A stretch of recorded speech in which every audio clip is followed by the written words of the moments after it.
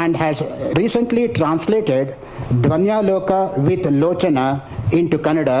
And now I request Professor Hegde to take over and throw light on the topic classification of Upanishads. Professor M.A. Hegde.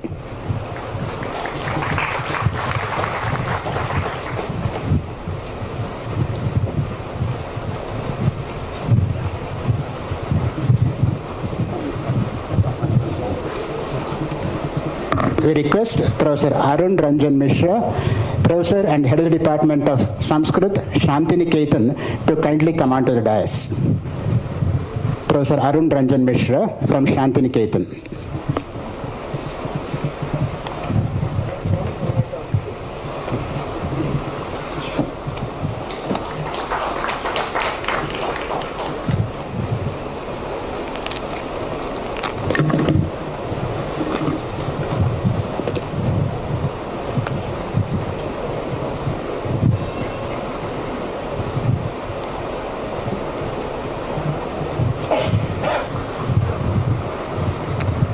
My namaskara to all. My subject is classification and antiquity of the Upanishads. As you know, the Upanishads are considered to be the last portion of the Vedas. As we know, the word Veda is not the name of a particular book, but it represents a vast literature extending over some 2,000 or 1,000 or 2,000 years of diversified character and so on. The vast literature is classified in 4 groups for the purpose of study. That is Samhita, Brahmana, Aranyaka, and Upanishads. The Upanishads are attached to Aranyakas. Sometimes it becomes very difficult to differentiate between the two. Thus they form the last portion of the Vedas and therefore are known by another name, Vedanta. They signify, according to some scholars, not only the end part of the Veda, but also the purport of the Vedas. What is the meaning of the word Upanishads? Opinions of the scholars differ. The Western scholars, says Max Muller, are agreed in deriving Upanishad from the root sad, to sit down, preceded by the 2 prepositions ni and upa, near, so that it expresses the idea of session, an assembly of pupils sitting down near their teacher to listen to his instructions. And at the same time, he himself also holds this view, though he admits the word never occurs in the sense anywhere in Vedic literature or in Sanskrit literature. Then another scholar, Dyson, points out that the word means secret or secret instruction. And this is borne out by many passages of the Upanishads themselves. Max Muller also agrees that the word was used in this sense in the Upanishads. There we find many instances in which instructions imparted in almost secrecy.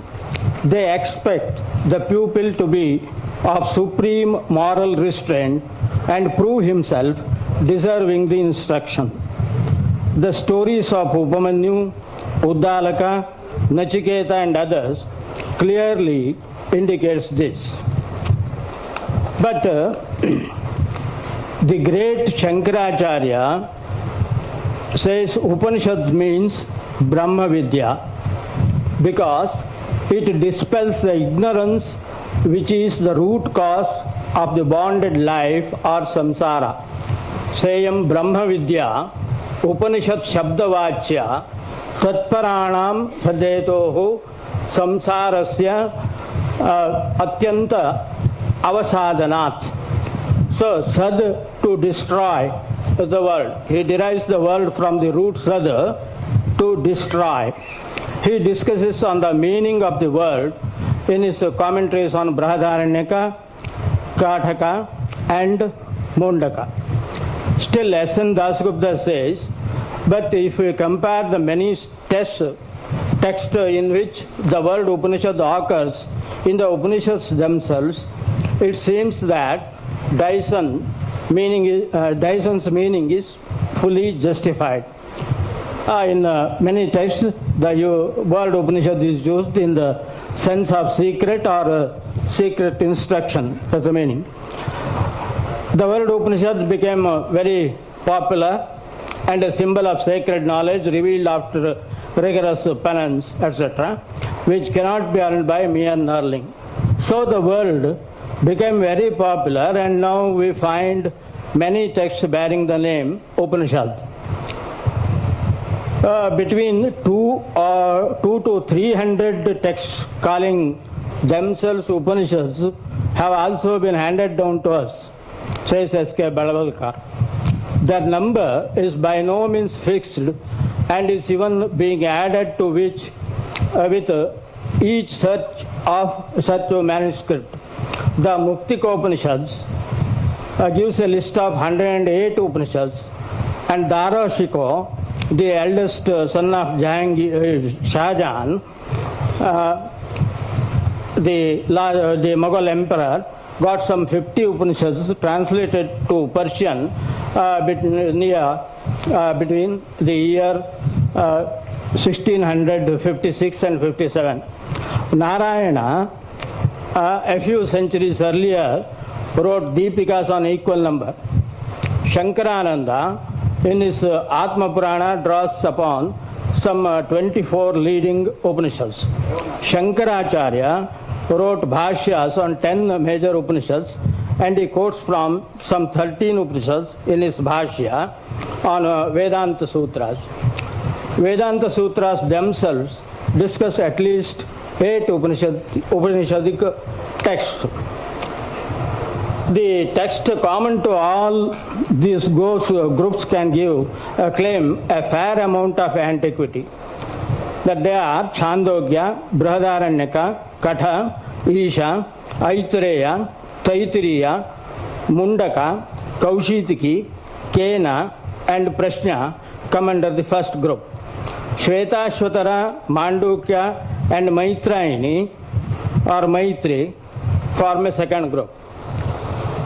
F.O. Shreda, the late director of Adyar Library, discovered the 4 Upanishads: Bhaskala Mantra Upanishad, Chagalaya Upanishad, Arsheya Upanishads, and Shaunaka Upanishad. Since then, they were available in Perso-Latin translation only. After the discovery of Sanskrit origins, the scholars studied the texts and opined that they belong to an earlier age. The facts that they are not included in the list given by Muktika Upanishad indicates their loss in earlier age. These 17 Upanishads belong to an earlier period. That is, earlier period means here before the advent of Buddhism. That's the point. Because they are free from Buddhistic elements. Therefore, they belong to a period earlier than 600 BC. According to Max Muller, their age may be fixed between 1200 BC to 600 BC. But Jacobi and B.G. Tilak opine that the age of Rigveda is 4500 BC, and B.G. Tilak, on the basis of astronomical references in Maitrayani, concludes the age of that Upanishad, that is Maitrayani Upanishad, as 1900 BC. If it is true, then the age of the other Upanishads goes back to 2000 to 2500 BC. Age of the earlier Upanishads like Chandogya and Brihadaranyaka may go back to 2500 BC. Although 17 Upanishads were considered to be of an earlier age, all of them are not of the same age. Some of them are older than others. Modern scholars strive hard to fix their historical sequence by evolving some formula. The usually accepted formulas are as follows. Number one, the name of the Upanishads and the Veda it belongs to. The older texts usually named after some shaka of the Rig Veda, Samveda or Yajurveda, and the newer ones from either the initial word of the Upanishads or the teacher or the theme or from a shaka of Atharva Veda. Secondly, the style, language and form of the Upanishads. The older ones usually preserve the inflection, vocabulary and syntax of the Brahmana text, but the later ones approach classical usage. Thirdly, the same holds true in the use of similes, symbols and illustrations. The older texts are tinged with ritualism, fanciful etymologies and mystic enigmas.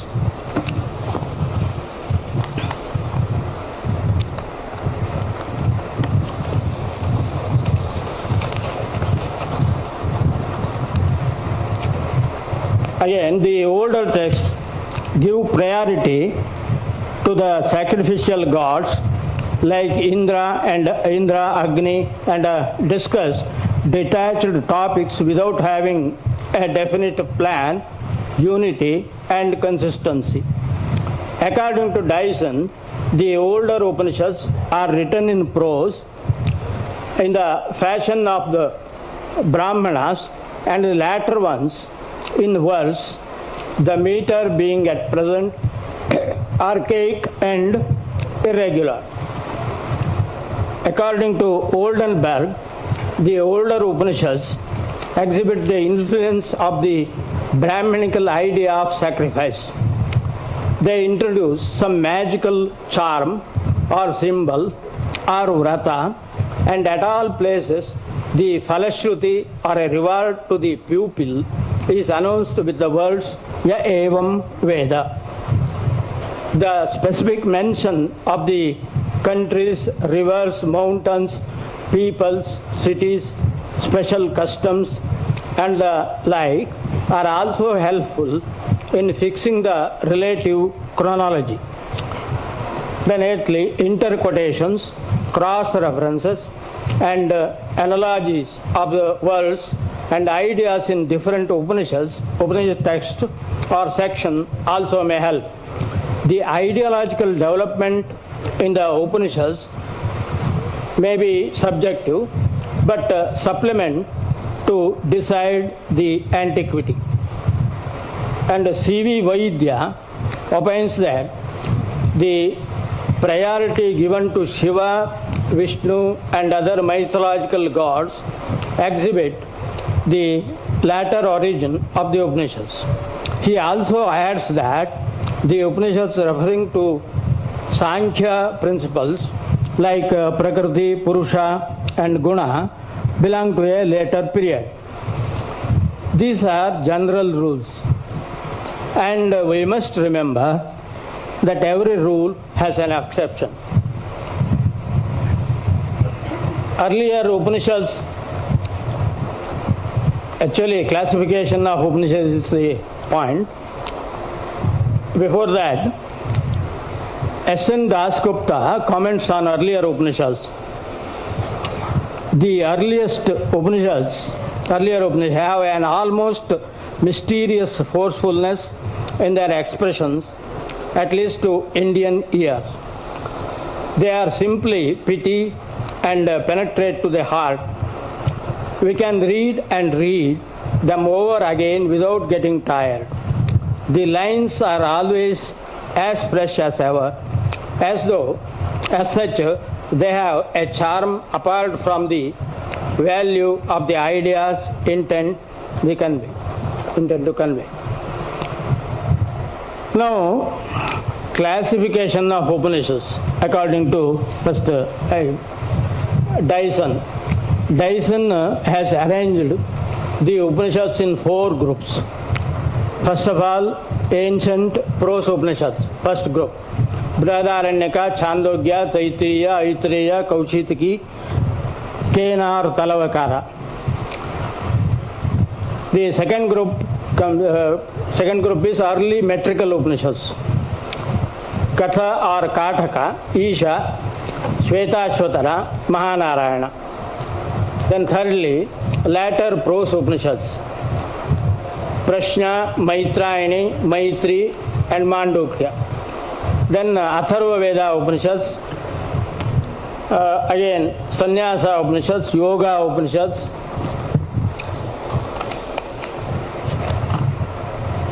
Samanya Vedanta Upanishads, Shaiva Upanishads, Vaishnava Upanishads, Shakta and minor Upanishads. But the conclusions of Dyson cannot be accepted in their entirety, rightly says S.K. Bedvalkar, because his grouping of Kaushitaki and Mahanarayana is challenged. Moreover, Dyson opines that Brihadaranyaka contains interpolated portions which belong to the second period. Dyson's list has not included the 4 Upanishads discovered by F.O.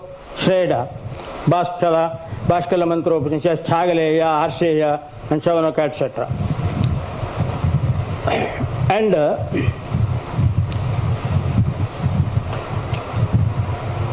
so the opinion of Dyson has not been accepted by other scholars. Winternage accepts the antiquity of 14 Upanishads and arranges them in following 3 groups. One is Aitareya, Brihadaranyaka, Chandogya, Taittiriya, Kaushitaki and Kena. In second group, Katha, Shvetashvatara, Mahanarayana, Isha, Prashna and Mundaka. In third group, Mandukya and Maitrayani. And MacDonald also arranges Upanishads in 3 groups. He has accepted 12 Upanishads only and leaves Mandukya. In first group comes Brihadaranyaka, Chandogya, Taittiriya, Aitareya and Kaushitaki. In second group, Kena. C.V. Vaidya places all the 12 Upanishads in one group only as follows: Chandogya, Brihadaranyaka, Isha, Taittiriya, Aitareya, Prashna, Mundaka, Mandukya, Katha, Kena, Shvetashvatara and Maitrayaniya. Bedvalkar and Rande classify Upanishads in 3 groups. In first group, Chandogya, Brihadaranyaka, Katha, Isha, Aitareya, Taittiriya, Mundaka, Kaushitaki, Kena and Prashna. In second group, Shvetashvatara, Mandukya and Maitrayaniya. In third group, Bhaskala, Chagaleya, Arsheya and Shavanaka. So all the scholars agree that Chandogya and Brihadaranyaka, Aitareya and Taittiriya belong to the earliest period. The antiquity of Kaushitaki is accepted by all the scholars except C.V. Vaidya. In case of Kena, MacDonald has differences of opinion. He includes Kena in the second list. All the 3 Western scholars named above are hesitant to include Isha and Katha in the first list. It seems that is because of their metrical form, which cannot be accepted as an independent test according to Indian scholars. Isha, being an appendix to the Samhita, that is Shukla Yajurveda, its metrical form was but natural. declaring the antiquity or otherwise merely on the basis of verse or prose form appears to me as arbitrary. We should take other aspect into consideration. So as we see that attempt to classify Upanishads on the basis of their antiquity is a good exercise but yields no fruit agreeable to all. Indian tradition accepts their existence and never questions their beginning because it believes them as beginningless, anadi. Tradition classifies them in a different outlook based on their content, which also may point out their antiquity. I am not sure.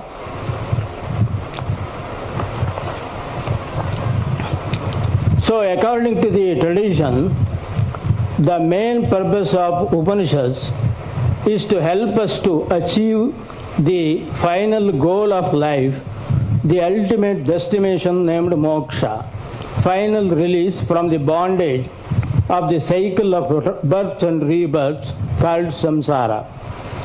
So according to Muktikopanishad, Mandukya alone is sufficient for the purpose. Mandukyamekamevalam mumukshunam vimuktaye. If the purpose not achieved, one should study 10 more Upanishads for the strengthening of the mind. They are Isha, Kena, Katha, Prashna, Manduka, Mandukya, Taitriya, Aitareya, Chandogya and Brihadaranyaka. These are called Dashopanishads. That is why Shankaracharya wrote commentaries on them. Then the Upanishad recommends the study of 32 Upanishads to strengthen the mind. If the study of 10 Upanishads is not sufficient, if mind is not strengthened, then you may study some 32 Upanishads. They are also listed again. Along with the 10 Upanishads said above, these 22 Upanishads should be studied. If still the mind oscillates, study 108 Upanishads. Study of the 108 Upanishads should be taken. That is the opinion of Muktikopanishad. And Muktikopanishad also classifies 108 Upanishads on the basis of the Veda related, and the Shanti mantra used by the Upanishads shows in relation to the particular Veda. It classifies Vedas, 108 Upanishads on the basis of Rigvedic Upanishads, Shukla Yajurvedic Upanishads, Krishna Yajurvedic Upanishads, Samavedic Upanishads and Atharvavedic Upanishads. The list is very long, so I just avoided to read.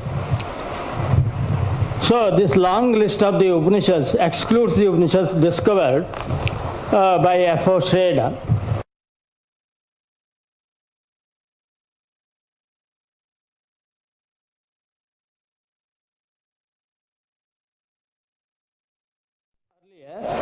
Earlier, most of the Upanishads are of more or less later date. Amongst the latter ones, there are some which repeat the purport of the earlier 13 Upanishads, and some of the Upanishads which deal with Shaiva, Vaishnava, Shakta and Yoga doctrines. They are complementary to the 10 major Upanishads, we can say.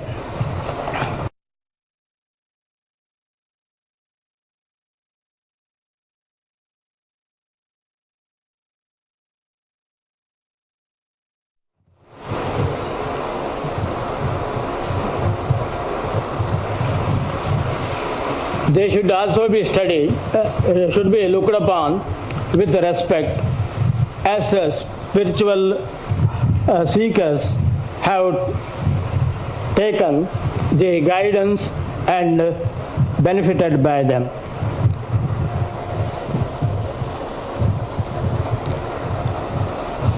ಇನ್ನೊಂದು 5 ನಿಮಿಷ ಇದೆ. ಈ ಒಂದು 5 ನಿಮಿಷದಲ್ಲಿ ಏನು ಇಷ್ಟೆಲ್ಲ ನಾನು ಹೇಳಿದ್ದೇನೆ ಅದರ ಸಾರಾಂಶವನ್ನು 1-2 ಮಾತುಗಳಲ್ಲಿ ಹೇಳಿಬಿಡ್ತೇನೆ ಅಷ್ಟೇ. ಮುಖ್ಯವಾಗಿ ಈ ನನ್ನ ಪ್ರಬಂಧ ಇರೋದು ಪ್ರಾಚೀನತೆ ಮತ್ತು ವರ್ಗೀಕರಣ, ಉಪನಿಷತ್ತುಗಳ ಪ್ರಾಚೀನತೆ ಮತ್ತು ವರ್ಗೀಕರಣದ ಸಮಸ್ಯೆ. ಇದನ್ನು ನಾನು 2 ದೃಷ್ಟಿಯಿಂದ ನೋಡಿದ್ದೇನೆ. ಒಂದು, ಪಾಶ್ಚಾತ್ಯ ವಿದ್ವಾಂಸರು ಅಥವಾ ಪಾಶ್ಚಾತ್ಯ ಒಂದು ತರಬೇತಿಯಲ್ಲಿ ಆ ಒಂದು ಶಿಕ್ಷಣವನ್ನು ಇಟ್ಟುಕೊಂಡು ನೋಡಿದಂಥ ವಿದ್ವಾಂಸರು ಅನ್ನೋದು ಒಂದು. ಇನ್ನೊಂದು, ಭಾರತೀಯ ಸಾಂಪ್ರದಾಯಿಕ ಒಂದು ಕ್ರಮ ಏನಿದೆ ಆ ಕ್ರಮದ ಪ್ರಕಾರ ಯಾವ ರೀತಿಯ ಒಂದು ಅಭಿಪ್ರಾಯ ಬಂದಿದೆ ಎನ್ನುವುದನ್ನು ಗಮನಿಸಿದ್ದೇವೆ. ಈ ಪ್ರಾಚೀನತೆ ಎನ್ನುವ ವಿಷಯದಲ್ಲಿ ಭಾರತೀಯರು ಯಾವತ್ತೂ ಹೆಚ್ಚು ತಲೆ ಕೆಡಿಸ್ಕೊಂಡಿಲ್ಲ.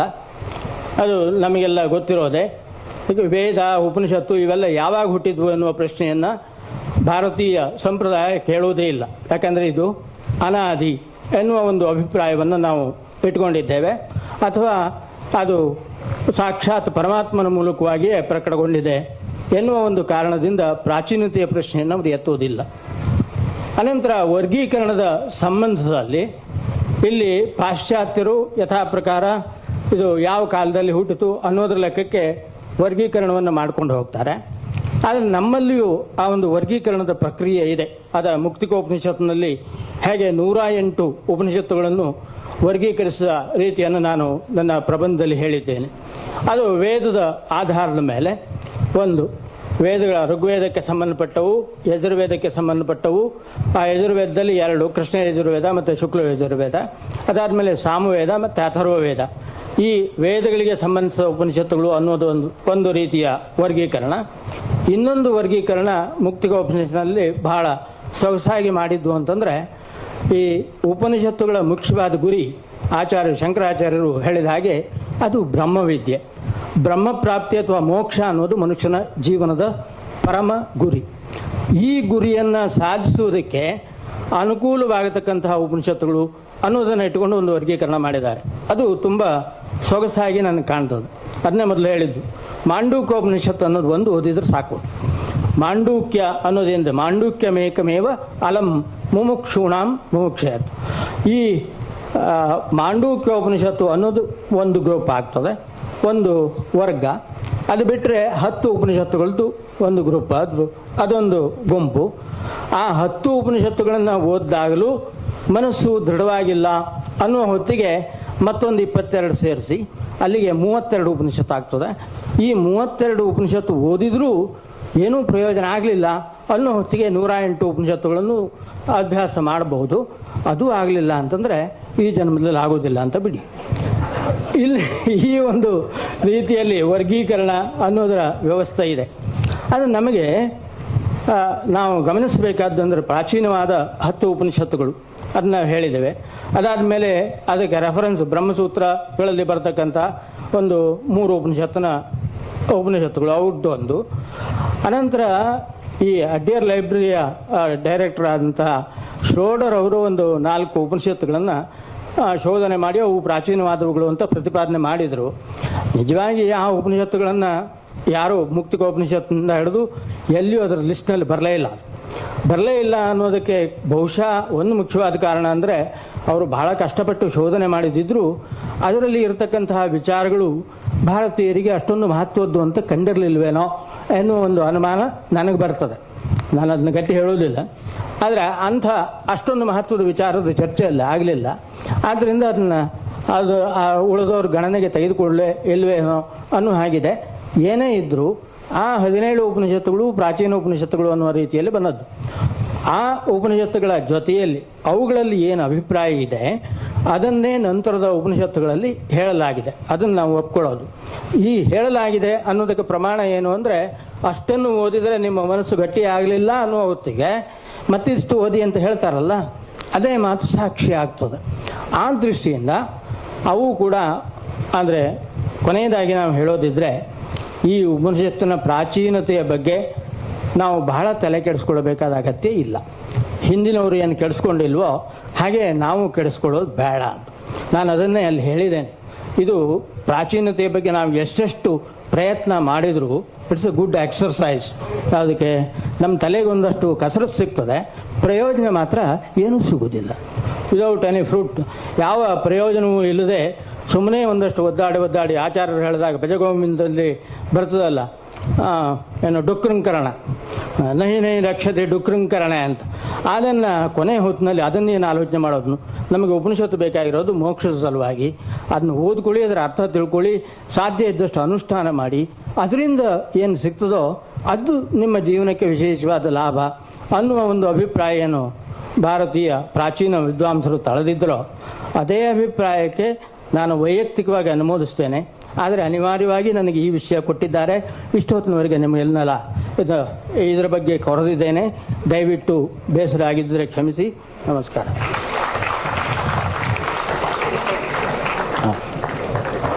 Thank you very much, sir, for highlighting the nature and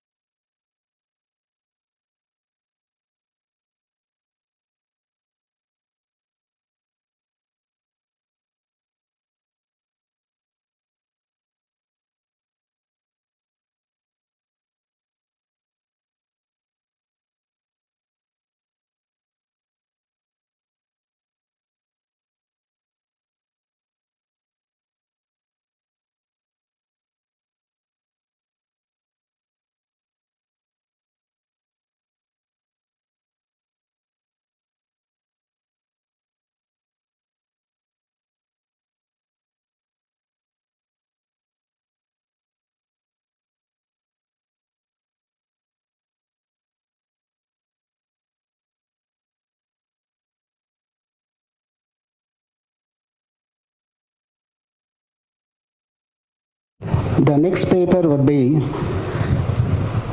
Consciousness in Upanishads by Dr. A. Ramswamy. I request him kindly to come on to the dais.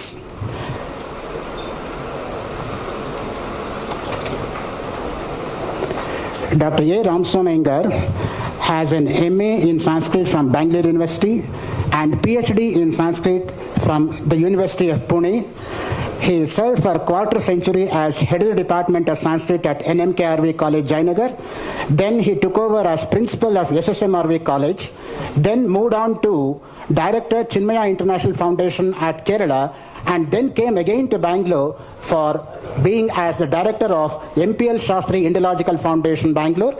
And he has number of research publications to his credit. He has successfully guided research for 3 candidates as far as my knowledge goes. And he is well versed in both traditional and modern methods of teaching. And I request Professor Ramswamy to take over and deliver his talk on Consciousness in Upanishads, which has got a multidisciplinary angle. Ramswamy.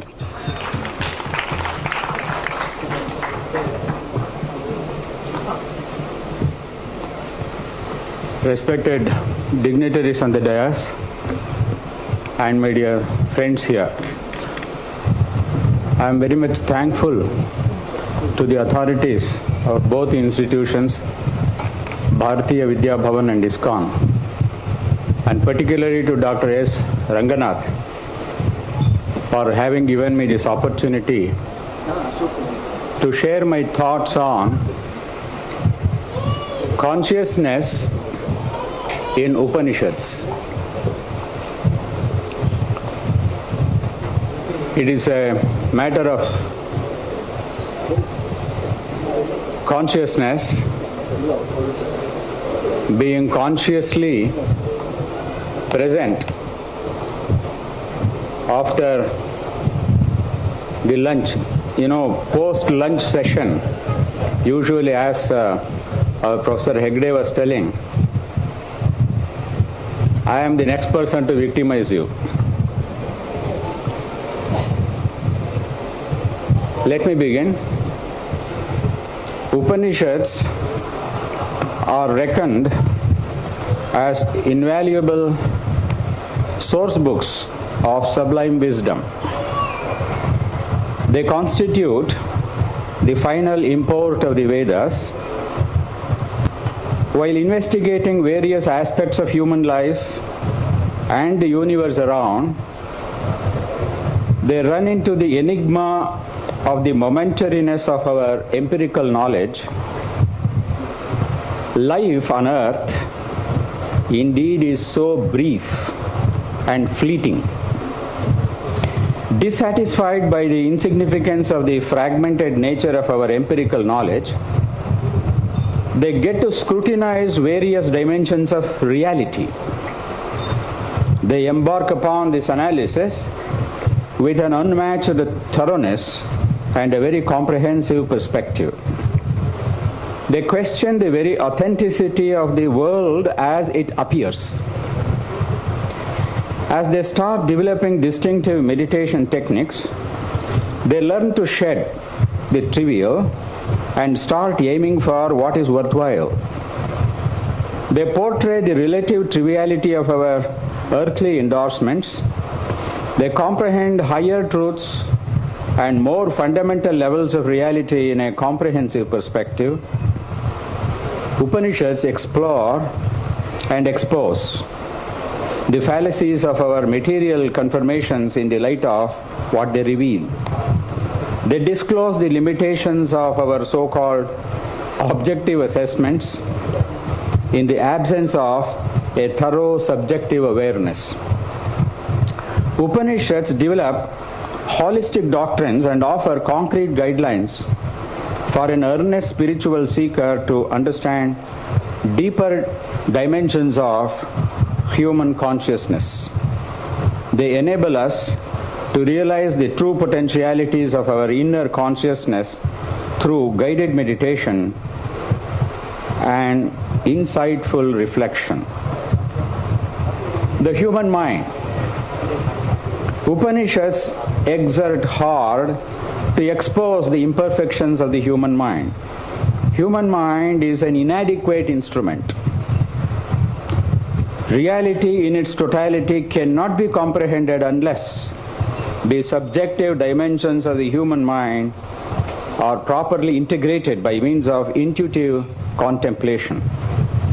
Mind is a tricky tool capable of deceiving us if we are not watchful and resolute. It tends to limit our consciousness. We remain comfortable with our fleeting pursuits of ordinary life. We forget our genuine roots and our advanced aspirations. Kenopanishad declares, Paranchi khani vyatirinat swayambhuhu. Human mind, the Upanishad declares, the Lord prepared it like that.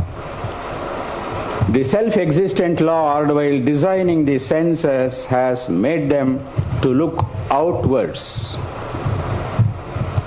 Mind is set as an intermediary between the knower and the known.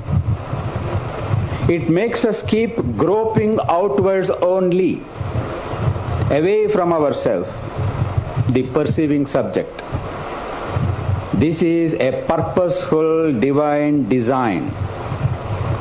Call it by whatever name, Maya, Leela, mischief or illusion. It is an undeniable actuality which we cannot deny. We are happily unaware of our own real self and its probable potentialities. We are unaware of our genuine spiritual dimensions. Mind can either help us or prevent us to fathom the depths of consciousness within. Manayeva manushyanam karanam bandha mokshayoho bandhaya vishaya sangi muktiyai nirvishayam manaha. Mind indeed is the prime cause for bondage as well as release.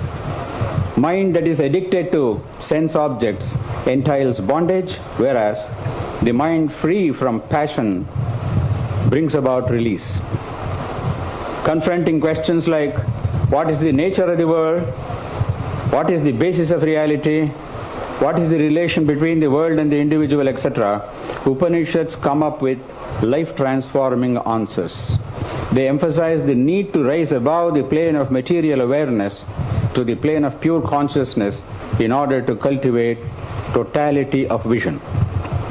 Mind-body relation. The mind-body relation or consciousness-matter relation is an undying problem of science and philosophy. The debates between the realist and the idealist are still on in search of a thoroughgoing theory of explanation. An idealist cannot explain the pragmatic world, while the materialist lands in self-deception and self-negation.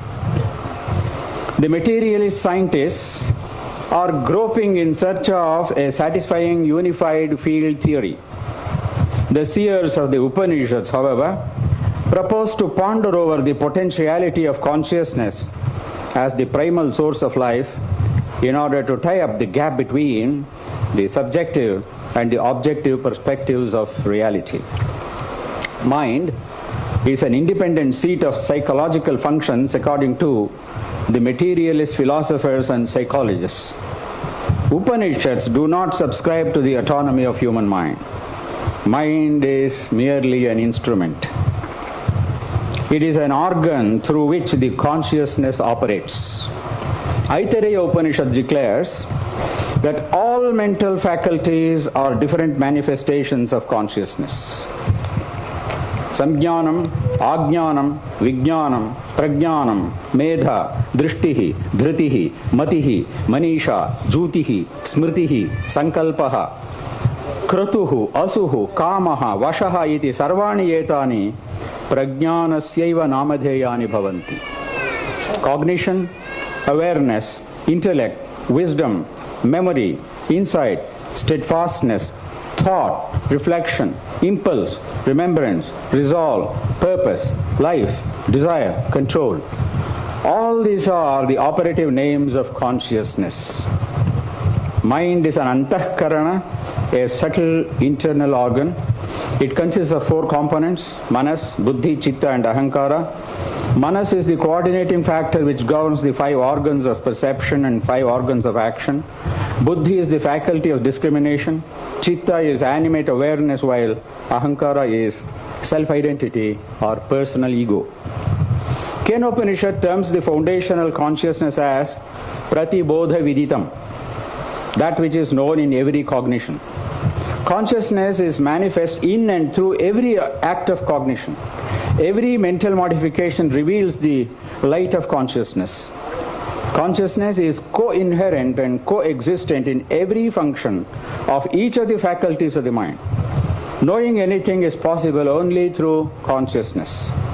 In a way, ontology and epistemology converge here in consciousness.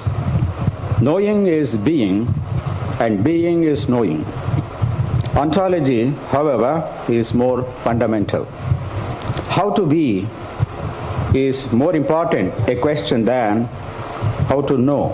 Who am I is more important than how is it. Adhikara, the role of ethics. Moral integrity is a fundamental requisite in spiritual pursuits.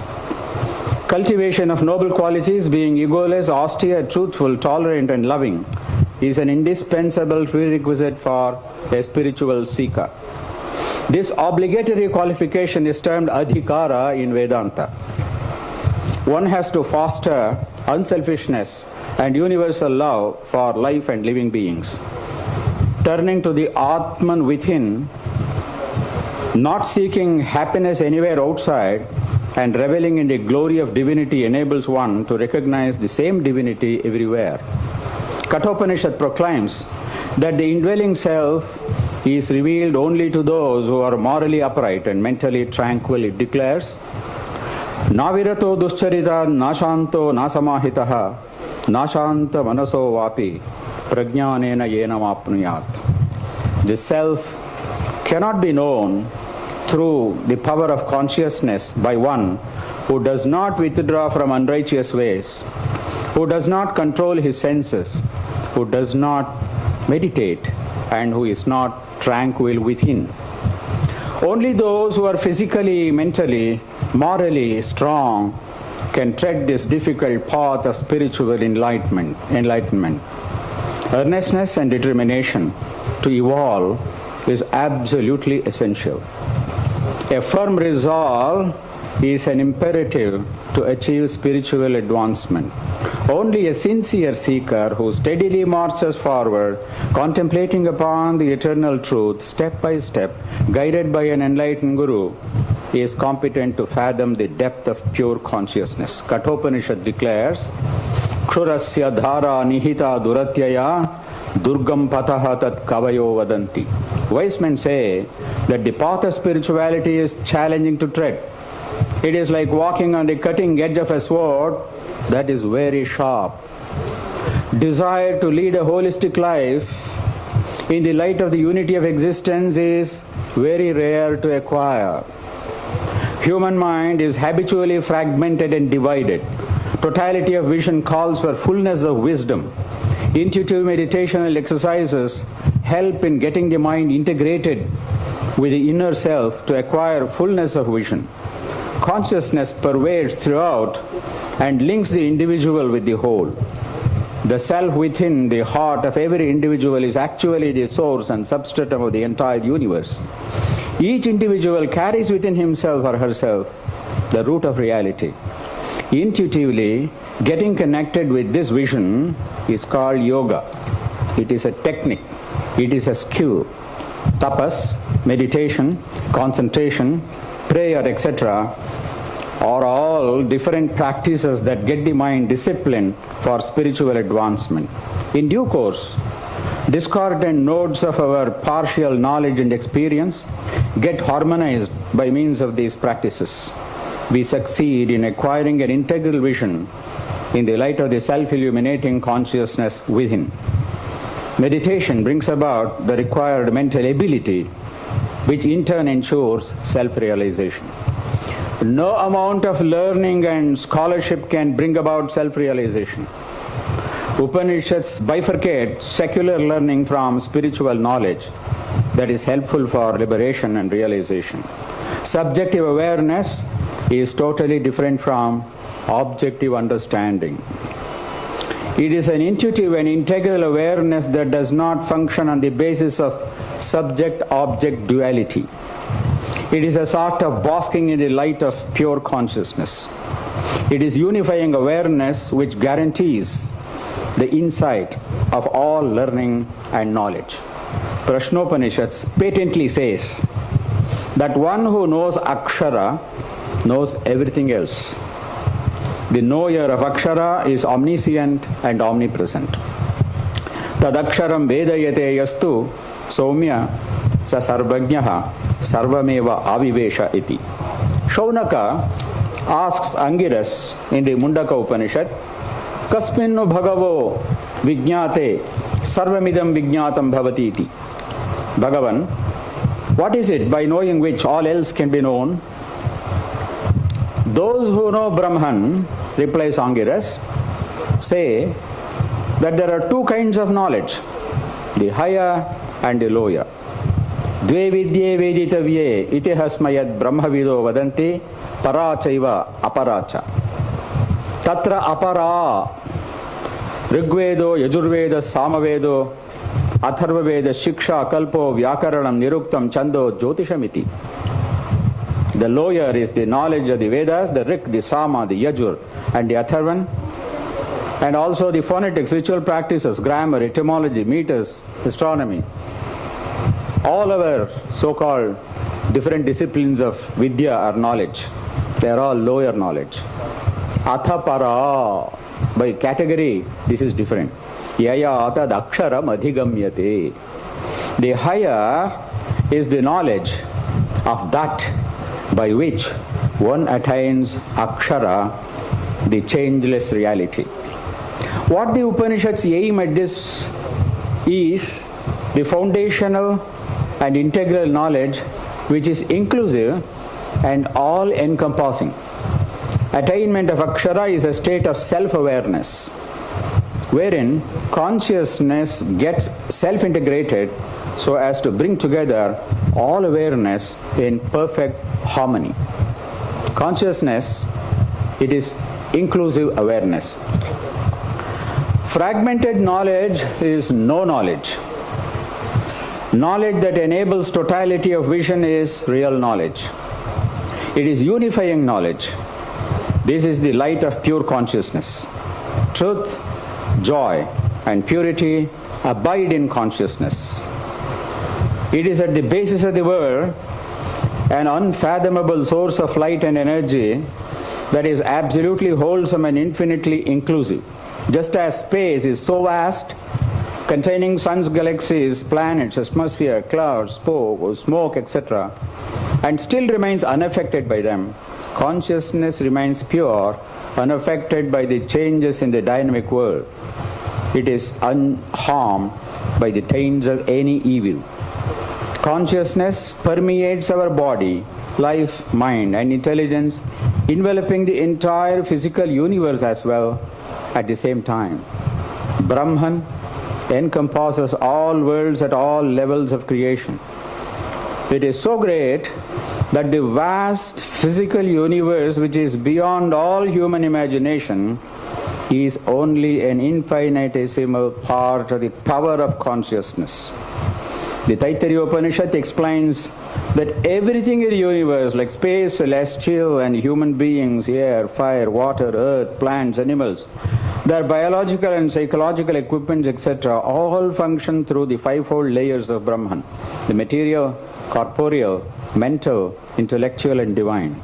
These layers are embedded into the structure of the universe. Consciousness is omnipresent in its cosmic structure, stretching across the entire panorama of universal existence, from material world to the unbounded awareness. Mundakopanishad asserts that the imperishable Akshara is one and it is universal. The immensity of this vast existence speaks of its greatness. Yes sarvajna sarvavit, yasyaisha mahima bhuvi. Mundakopanishad refers to the Brahman as Jyotirmayaha. It is pure consciousness, the light of knowledge. It is also called solid consciousness, Prajnana Ghana. Brihadaranyaka Upanishad refers to Brahman as the light of lights, Jyotisham Jyotihi. It is also called Satyasya Satyam. Brahman is described as our source of life here, as well as the safest guarantor of our well-being hereafter.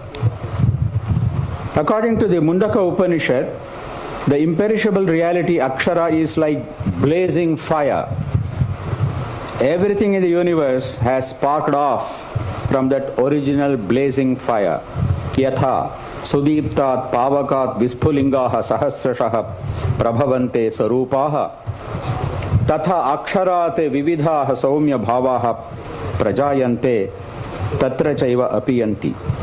The same Upanishad says that the effulgent self is the whole of reality, and it is to be realized within the lotus of the heart by the seekers through continence, steadfastness, truth, and meditation. It constitutes a distinctive vision and removes all impurities of the seers of its realization.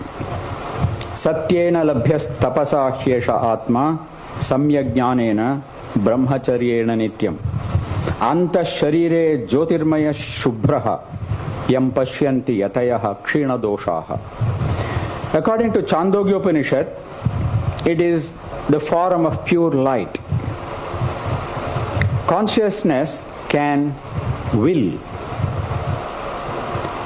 His will is truth. He is all-pervading. Brahman always remains pure. He causes everything in the world. He remains untainted, and he is joyful. He is the indwelling spirit in everybody and in everything. I'm not going to the details of the quotations here. They are in the notes. Consciousness unifies the universe.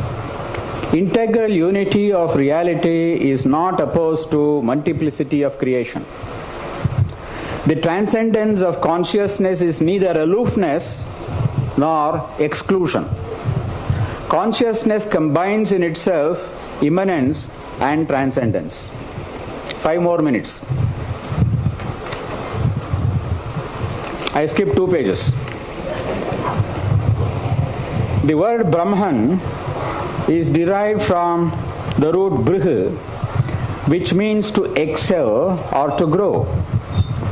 Brahman is that which excels everything in terms of magnitude, refinement, value, and significance. Excellence of Brahman is a derivative of its fullness. It is completeness. Completeness is joyfulness. Nothing that is incomplete can become worthy of our pursuit and investigation.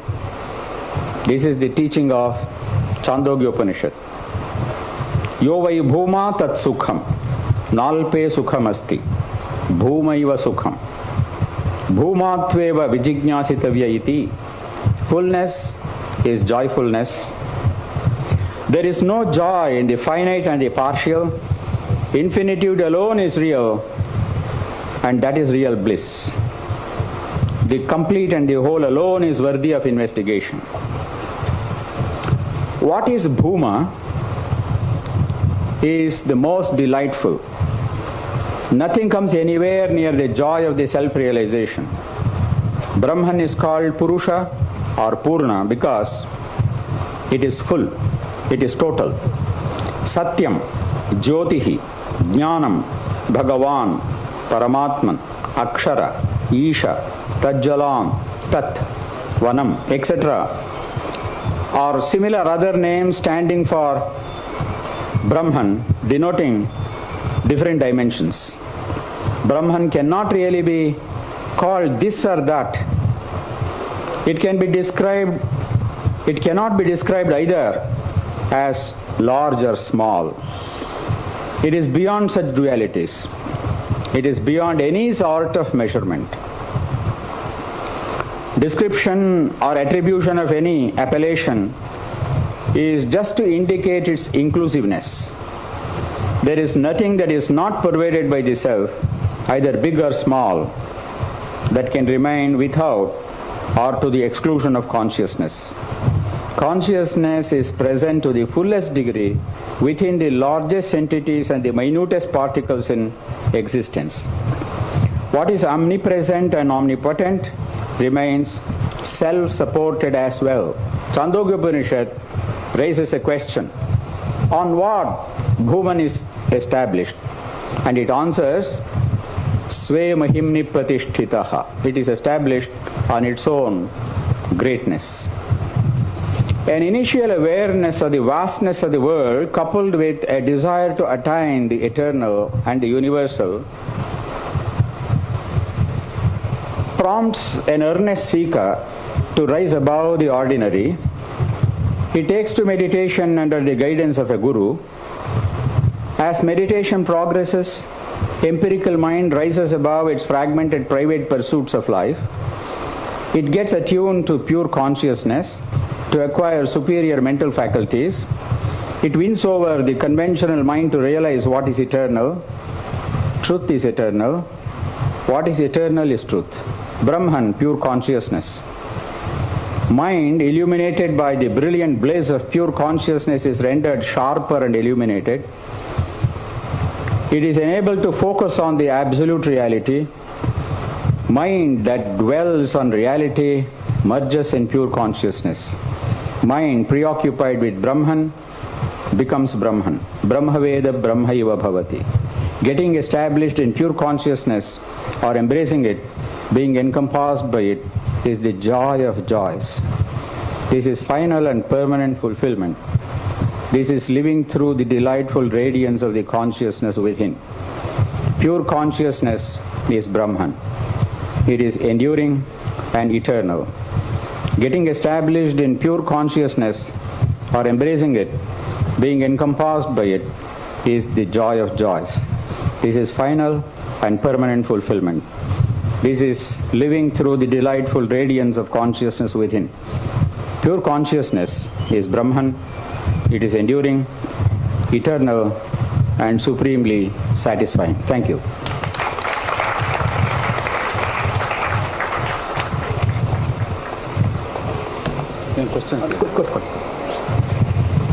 On behalf of Bharati Vidya Bhavan and on behalf of ISKCON, we offer our profound thanks to Professor A. Ramswamy, who brought in the concept of consciousness through various dimensions, in keeping with what Aurobindo writes in Future Poetry: when individual consciousness merges with universal consciousness, what remains is only consciousness, which one should not even be conscious of.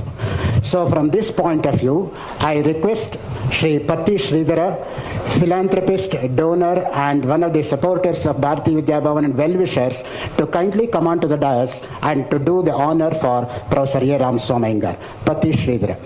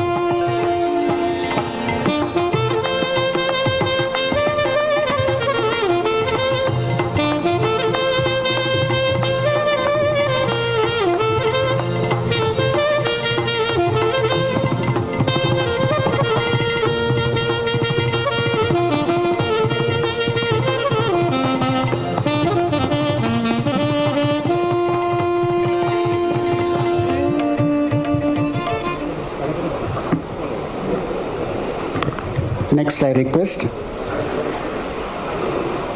Ganapati Rajgopal Sharma to kindly take over and highlight us on the concept of nescience according to Upanishads. That is the concept of avidya according to Upanishads. And here is a very brief note on Rajgopal Sharma. Vidwan Rajgopal Sharma is a Ganapati in Krishna Yajurveda. You know how mellifluously and sonorously he rendered the Gananta in the modern day, in the morning session. He is an Advaitacharya from Rashtriya Samskrita Vidyapita, Tirupati, Advaita Shiromani from Sanskrit College, Madras. He has an MA in Darshana from Delhi University and has served in Melkote Academy of Sanskrit Research, Bhavan's Gandhi Center, Sanskrit College, Rajpalyam, and now he is in Kanchi Kamakoti Peetam, Malleshwaram as Vedacharya. Over to Rajgopal Sharma.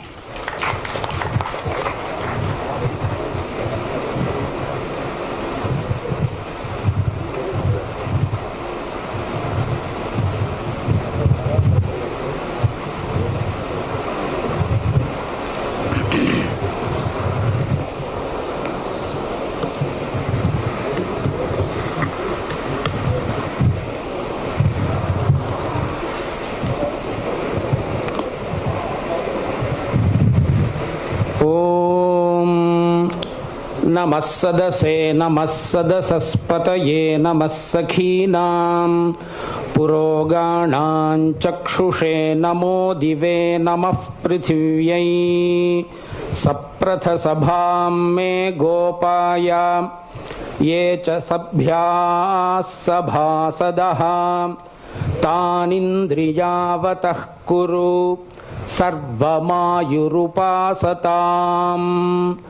ಅಹೇ ಬುದ್ಧಿಯ ಮಂತ್ರಂ ಮೇ ಗೋಪಾಯ ಯಮೃಷಯಸ್ತ್ರೈವಿದಾ ವಿದುಃ ಋಚಃ ಸಾಮಾನಿ ಯಜೋಗೋಷಿ ಸಾಹಿ ಶ್ರೀರಮೃತ ಸತಾಂ. ನಮಸ್ಸಭಾಭ್ಯಃ ಸಭಾಪತಿಭ್ಯಶ್ಚ ಭಾರತೀಯ ವಿದ್ಯಾಭವನ ಮತ್ತು ISKCON ಇಬ್ಬರು ಸೇರಿ ಒಂದು ದೊಡ್ಡ ಉಪನಿಷತ್ ಸಂದೇಶ ಎಂಬ ಕಾರ್ಯವನ್ನು ನಡೆಸ್ತಾ ಇದ್ದಾರೆ. ಇದು ಒಂದು ವರ್ಷದಿಂದ ಇದರ ಕಾರ್ಯಕಲಾಪಗಳು ನಡೆದು ಬರ್ತಾ ಇದೆ. ಎಷ್ಟು ಹೇಳಿದರೂ ಉಪನಿಷತ್ನಲ್ಲಿ ಇಷ್ಟೇ ಇದೆ ಅಂತ ಹೇಳಲಿಕ್ಕಿಲ್ಲ. ಹೇಳಕ್ಕೆ ನಾವು ಹೋಗ್ತಾ ಇದ್ದರೆ ಹೇಳ್ತಾ ಇರಬಹುದು.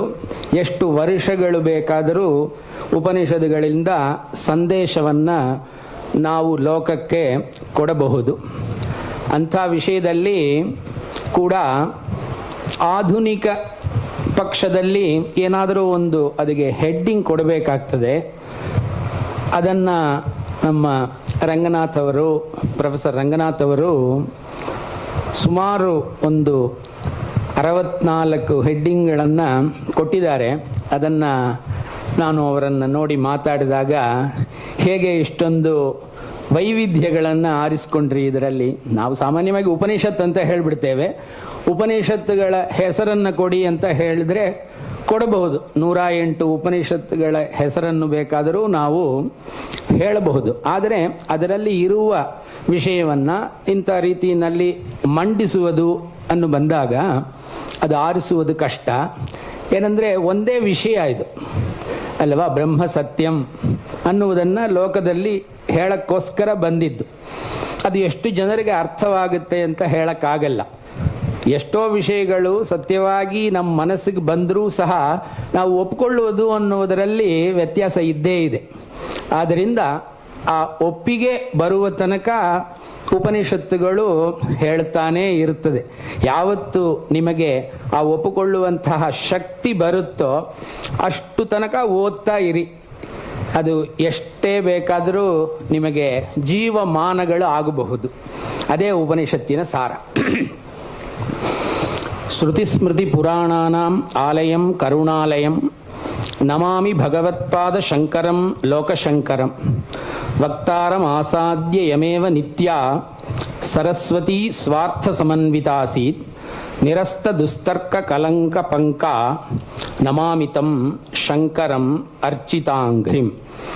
ಇವತ್ತು ನಾವು ಈ ಉಪನಿಷತ್ತುಗಳ ಒಂದು ಸವಿಯನ್ನು ನಾವು ಅನುಭವಿಸ್ತಾ ಇದ್ದೇವೆ ಅಂತ ಹೇಳಿದರೆ ಶಂಕರ ಭಗವತ್ಪಾದರ ಅವತಾರವೇ ಮೂಲ. ಅವರು ಅವತಾರ ಮಾಡದೇ ಇದ್ದಿದ್ರೆ ಉಪನಿಷತ್ತುಗಳು ನಮಗೆ ಗೋಚರವಾಗಲಿಕ್ಕಿಲ್ಲ. ಅದರ ಒಳ ತಾತ್ಪರ್ಯವು ನಾವು ಅವಗಾಹನೆಗೆ ತಂದುಕೊಡುವುದಕ್ಕಿಲ್ಲ. ಅಂಥ ಒಂದು ಶಂಕರರನ್ನು ನಿತ್ಯವಾಗಿ ನಾವು ನಮಸ್ಕಾರ ಸ್ಮರಣೆ ಮಾಡ್ತಾ ಇರಬೇಕು. ಸರ್ವೋ ಹಿ ಲೋಕಃ ನಿರತಿಶಯಂ ಸುಖಂ ದುಃಖ ನಿವೃತ್ತಿಂಚ ಕಾಮಯತೆ ತದುಭಯಮೇವ ಮೋಕ್ಷ ತತ್ವಂ ಇತಿ ಮುಮುಕ್ಷ ಸರ್ವಜನೀನಾ ದೃಶ್ಯತೆ. ನಾವು ಪ್ರತಿಯೊಬ್ಬರೂ ಕೂಡ ದೇವಸ್ಥಾನಕ್ಕೆ ಹೋಗ್ತೇವೆ, ಒಂದು ಸಂಕಲ್ಪವನ್ನು ಮಾಡಿಕೊಳ್ತೇವೆ. ಆ ಸಂಕಲ್ಪದಲ್ಲಿ ಅವರು ಧರ್ಮಾರ್ಥ ಕಾಮ ಮೋಕ್ಷ ಅಂತ ಹೇಳ್ತಾರೆ. ಅದರಿಂದ ನಾವು ಪ್ರತಿಯೊಬ್ಬರೂ ಬಯಸುವುದು ಧರ್ಮಾಚರಣೆ ಮಾಡಬೇಕು, ಅರ್ಥ ಬೇಕು.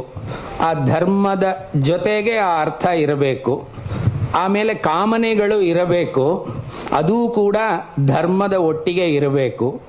ಆಮೇಲೆ ಕೊನೆಗೆ ಮೋಕ್ಷ ಅನ್ನುವುದು ಸಿಗಬೇಕು. ಇದೇ ನಮ್ಮ ಎಲ್ಲರ ಪುರುಷಾರ್ಥ ಅಂತಾನೆ ಅದಕ್ಕೆ ಹೆಸರು ಕೊಟ್ಟಿದ್ದಾರೆ.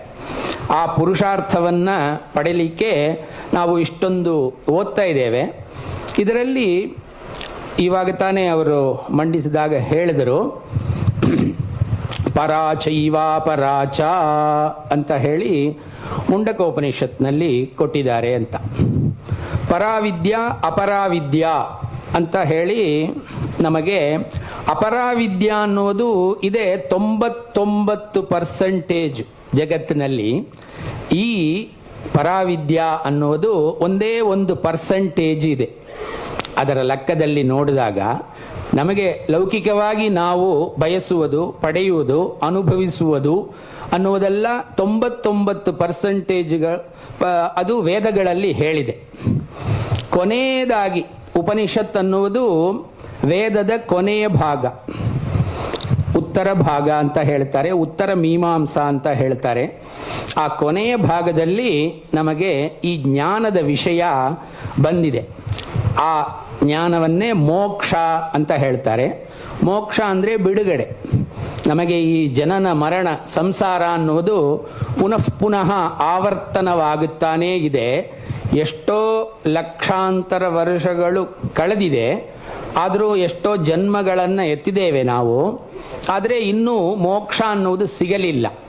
ಈ ಒಂದು ಸೆರೆಯಿಂದ ನಾವು ಹೊರಗೆ ಬರುವುದಕ್ಕೆ ನಮ್ಮ ಕೇವಲ ಪ್ರಯತ್ನ ಮಾತ್ರ ಸಾಧ್ಯವಿಲ್ಲ, ಈಶ್ವರ ಅನುಗ್ರಹವೂ ಬೇಕು. ಆದ್ದರಿಂದ ಈಶ್ವರ ಅನುಗ್ರಹ ನಮಗೆ ಸಿಗಬೇಕು, ಅದಕ್ಕೋಸ್ಕರ ನಮ್ಮ ಪ್ರಯತ್ನ ಮಾಡ್ತಾ ಇರಬೇಕು.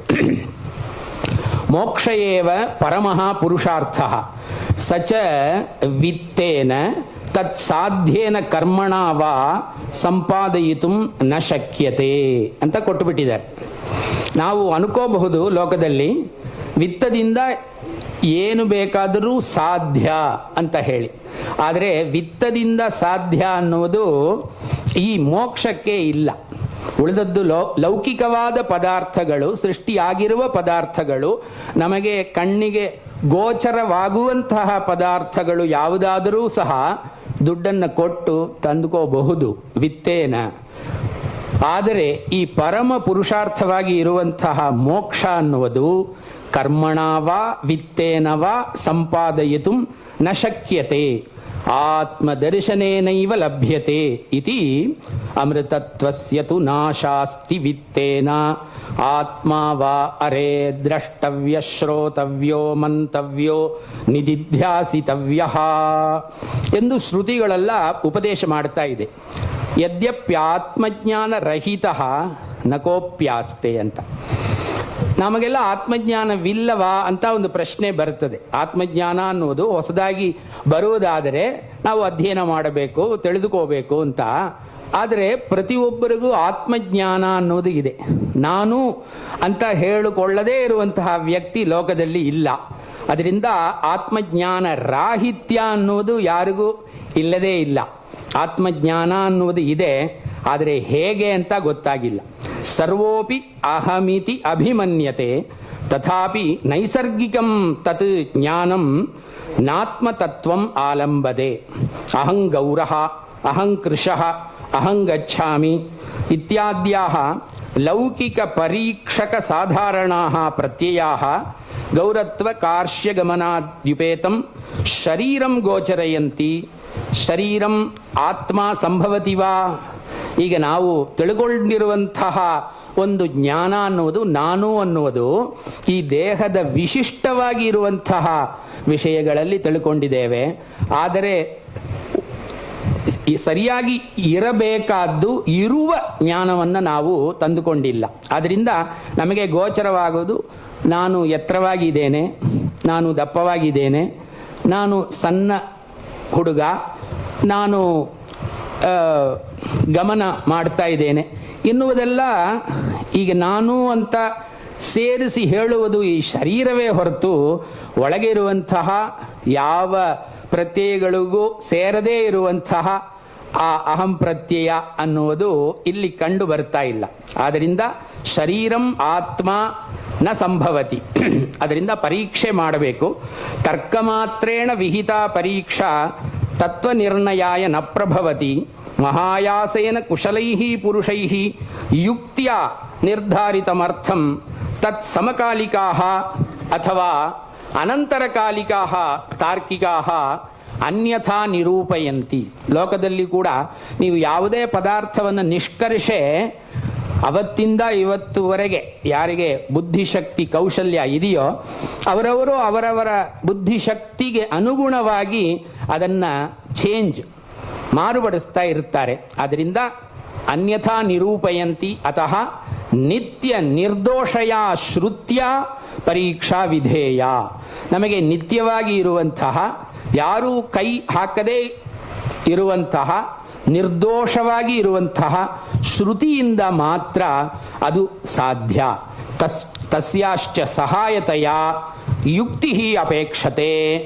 ಪಂಡಿತೋ ಮೇಧಾವಿ ಗಂಧಾರಾನ್ ಏವ ಉಪಸಂಪದ್ಯತೆ ಇತಿ ಶ್ರುತಿ ಸ್ವಸ್ಯಾಹ ಸಹಾಯಂ ತರ್ಕಂ ಮನ್ಯತೆ. ಸಹಾಯವಾಗಿ ತರ್ಕವನ್ನು ತೆಗೆದುಕೊಳ್ಳಬಹುದೇ ಹೊರತು ತರ್ಕವೇ ಪರಮಾತ್ಮವನನ್ನ ನಮಗೆ ತೋರಿಸಿಕೊಡುತ್ತದೆ ಅಂತ ಹೇಳಕ್ಕಿಲ್ಲ. ಶರೀರಂ ನಾತ್ಮ ನಕೋಪಿ ಆತ್ಮಾನಂ ಜಡಂ ಮನ್ಯತೆ. ಆತ್ಮ ಅನ್ನೋ ಒಂದು ಪದಾರ್ಥ, ಅದನ್ನು ಜಡ ಅಂತ ಯಾರಾದರೂ ಹೇಳ್ತಾರೆಯೇ? ಈಗ ನಾವು ಎಲ್ಲಾದರೂ ಹೋದಾಗ ನಮ್ಮನ್ನು ಬೈದರೆ ಕೂಡ ಇದೇನು ಜಡವೇ ಅಂತ ಹೇಳಿದ್ರೆ ಗೊತ್ತಾಗಿಲ್ಲವೇ ಅಂತ ಅರ್ಥ. ಗೊತ್ತಾಗುವಂತಹ ವ್ಯಕ್ತಿ ಒಳಗೆ ಇದ್ದಾನೆ, ಗೊತ್ತಾಗಲಿಲ್ಲ ಅಂತ ಕೇಳುವುದು ಈ ಶರೀರವನ್ನು ನೋಡು. ನಮಗೆ ಈ ಶರೀರವನ್ನು ಹೇಳಿದಾಗ ಕೋಪ ಬರ್ತದೆ. ಮೂಢೋಪಿ ಜಡ ಇದಿ ಆಹೂಯಮಾನಃ ಕುಪ್ಯತಿ ಶರೀರಂತು ಜಡಂ ಅನ್ನೇನ ವರ್ಧತೆ ಅನ್ನಾಭಾವೇ ಹ್ರಾಸಮುಪೈತಿ ಪ್ರಾಣವಾಯು ಸಂಬಂಧ ವಿಚ್ಛೇದೆ ಮೃದಾಂಚಯಸ್ಯ ದೇಹಸ್ಯ ಚ ನ ಕಿಮಪಿ ವೈಲಕ್ಷಣ್ಯಂ ಈಕ್ಷಾಮಹಿ ಆತ್ಮ ಹಿ ನಿತ್ಯಃ ಶುದ್ಧಃ ಚೇತನಃ ಇತಿ ಶೃಣುಮಃ. ಯಾವುದರಿಂದ? ಶ್ರುತಿತಃ. ಶ್ರುತಿ ನಮಗೆ ಉಪಕಾರ ಮಾಡದೇ ಇದ್ದಿದ್ರೆ ನಮಗೆ ಈ ವಿಷಯಗಳೆಲ್ಲ ಗೋಚರವಾಗಲಿಕ್ಕೆ ಸಾಧ್ಯವೇ ಇಲ್ಲ. ಶ್ರುತಿನಲ್ಲೇ ಹೇಳಿದೆ ಈ ಶುದ್ಧ ಚೇತನ ಅಂತ ಅಲ್ಲ. ಆದ್ದರಿಂದ ಈ ಶರೀರ ನಿತ್ಯವಾಗಿ ಇಲ್ಲ, ಶುದ್ಧವಾಗಿ ಇಲ್ಲ. ನಿತ್ಯ ಸ್ನಾನ ಮಾಡಬೇಕು. ಸ್ನಾನ ಮಾಡದೇ ಇದ್ರೆ ನಮಗೆ ಹತ್ರ ಹೋಗಲಿಕ್ಕೆ ಆಗುವುದಿಲ್ಲ. ಅದರಿಂದ ಶುದ್ಧ ಅನ್ನುವ ಶಬ್ದಕ್ಕೆ ಇದು ಹೊಂದು ಹೋಗಲ್ಲ. ಆದ್ದರಿಂದ ಈ ಶರೀರ ಅನ್ನುವುದು ಆತ್ಮವಾಗುವುದಿಲ್ಲ. ತರ್ಹಿ ಪ್ರಾಣ ಏವ ಆತ್ಮ ಅಸ್ತು ಶರೀರ ವಿಧಾರಕಃ ಅಹಮೇ ವೈತತ್ ಪಂಚಧಾ ಆತ್ಮಾನಂ ಪ್ರವಿಭಜ್ಯ ಏತದ್ ಬಾಣಮವಷ್ಟಭ್ಯ ವಿಧಾರಯಾಮಿ ಅಂತ ಒಂದು ಕಡೆ ಶ್ರುತಿ ಹೇಳಿದೆ. ಅಲ್ಲಿ ನಾನೇ 5 ವಿಧವಾಗಿ ಇದನ್ನ ಭೇದ ಮಾಡಿಕೊಂಡು ಸಂಚಾರ ಮಾಡ್ತಾ ಇದ್ದೇನೆ. ಪ್ರಾಣ 5 ಅನ್ನೋದು ಎಲ್ಲರಿಗೂ ಗೊತ್ತಿದೆ. ಮಹರ್ಷಿ ಬಾಲಾಕಿರಪಿ ಪ್ರಾಣಮೇವ ಆತ್ಮಾನಂ ಮೇನೆ ಜೀವಾಪೇತಂ ಶರೀರಂ ಮೃತಂ ಬ್ರುವತೆ ಪ್ರಾಣೋತ್ಕ್ರಮಣೆ ಸತ್ಯೇವ ಮರಣ ವ್ಯಪದೇಶೋ ದೃಶ್ಯತೆ ಅತಃ ಪ್ರಾಣ ಏವ ಜೀವ ಆತ್ಮ ಅನ್ನುವ ವ್ಯವಹಾರ ದೃಷ್ಟಿಯಿಂದ ತಾನು ನಾವು ನೋಡಬೇಕು. ತಾರ್ಕಿಕ ದೃಷ್ಟಿಯಿಂದನೂ ನೋಡಬೇಕು. ನಾವೆಲ್ಲ ವ್ಯವಹಾರ ಮಾಡ್ತಾ ಇರುವಾಗ ನಮ್ಮನ್ನ ಜಡ ಅಂತ ಯಾರು ಹೇಳಲ್ಲ, ಚೇತನ ಅಂತ ಹೇಳ್ತಾರೆ. ಒಂದು ದಿವಸ ನಮಗೆ ಪ್ರಯಾಣ, ಮುಖ್ಯ ಪ್ರಯಾಣ ಅಂತ ಒಂದು ಆಗುತ್ತೆ. ಆವಾಗ ನಮ್ಮನ್ನ ಅವರು ಚೇತನತ್ವವನ್ನ ಆರೋಪಣ ಮಾಡಿ ಹೇಳಲ್ಲ, ಅವರು ಮೃತ ಶರೀರ ಅಂತ ಹೇಳ್ತಾರೆ. ಆವಾಗ ಮೃತ ಶರೀರ ಅನ್ನುವಾಗ ಅದನ್ನು ಪರೀಕ್ಷೆ ಮಾಡಿ ನಾವು ತೀರ್ಮಾನ ಮಾಡುವುದು. ಡಾಕ್ಟರ್ ಬಂದು ನಮ್ಮನ್ನು ನೋಡಿದಾಗ ಅವರು ಒಂದು ಅದು ಲ್ಯಾಪ್ಟಾಪ್ ಶಬ್ದ ಬರ್ತಾ ಇದೆಯಾ ಅಂತ ನೋಡ್ತಾರೆ, ಅಥವಾ ಇಲ್ಲಿ ಪ್ರಾಣ ಸಂಚಾರ ಇದೆಯೇ ಅಂತ ನೋಡ್ತಾರೆ. ಈಗ ಪ್ರಾಣ ಸಂಚಾರವಿಲ್ಲ ಅನ್ನೋದು ಗೊತ್ತಾಗೋಯ್ತಾ, ಸರಿ ಇವನು ಮೃತ ಅಂತ ಹೇಳಿಬಿಡ್ತಾರೆ. ಆದ್ರಿಂದ ನಮಗೆ ಶರೀರ ಕೆಲಸ ಮಾಡುವಾಗ ಪ್ರಾಣ ಅಂತ ಇತ್ತು, ಆವಾಗ ಹೆಸರನ್ನು ಕೊಟ್ಟು ಕರೀತಾ ಇದ್ರು ನಮ್ಮನ್ನ. ಅದರಿಂದ ಜೀವ ಅನ್ನುವುದು, ಜೀವತ್ ಶರೀರ ಚೇತನ ಅನ್ನುವುದು ಈ ಪ್ರಾಣನೇ ಇರಬೇಕು. ಪ್ರಾಣ ಇದ್ದಾಗ ಇಷ್ಟೂ ಇತ್ತು, ಪ್ರಾಣ ಇಲ್ಲದೆ ಇದ್ದಾಗ ಇಷ್ಟೂ ಇಲ್ಲ. ಆದ್ರಿಂದ ಪ್ರಾಣವೇ ಆತ್ಮ ಇರಬೇಕು ಅಂತ ಒಂದು ಶಂಕೆ ಬರುತ್ತದೆ.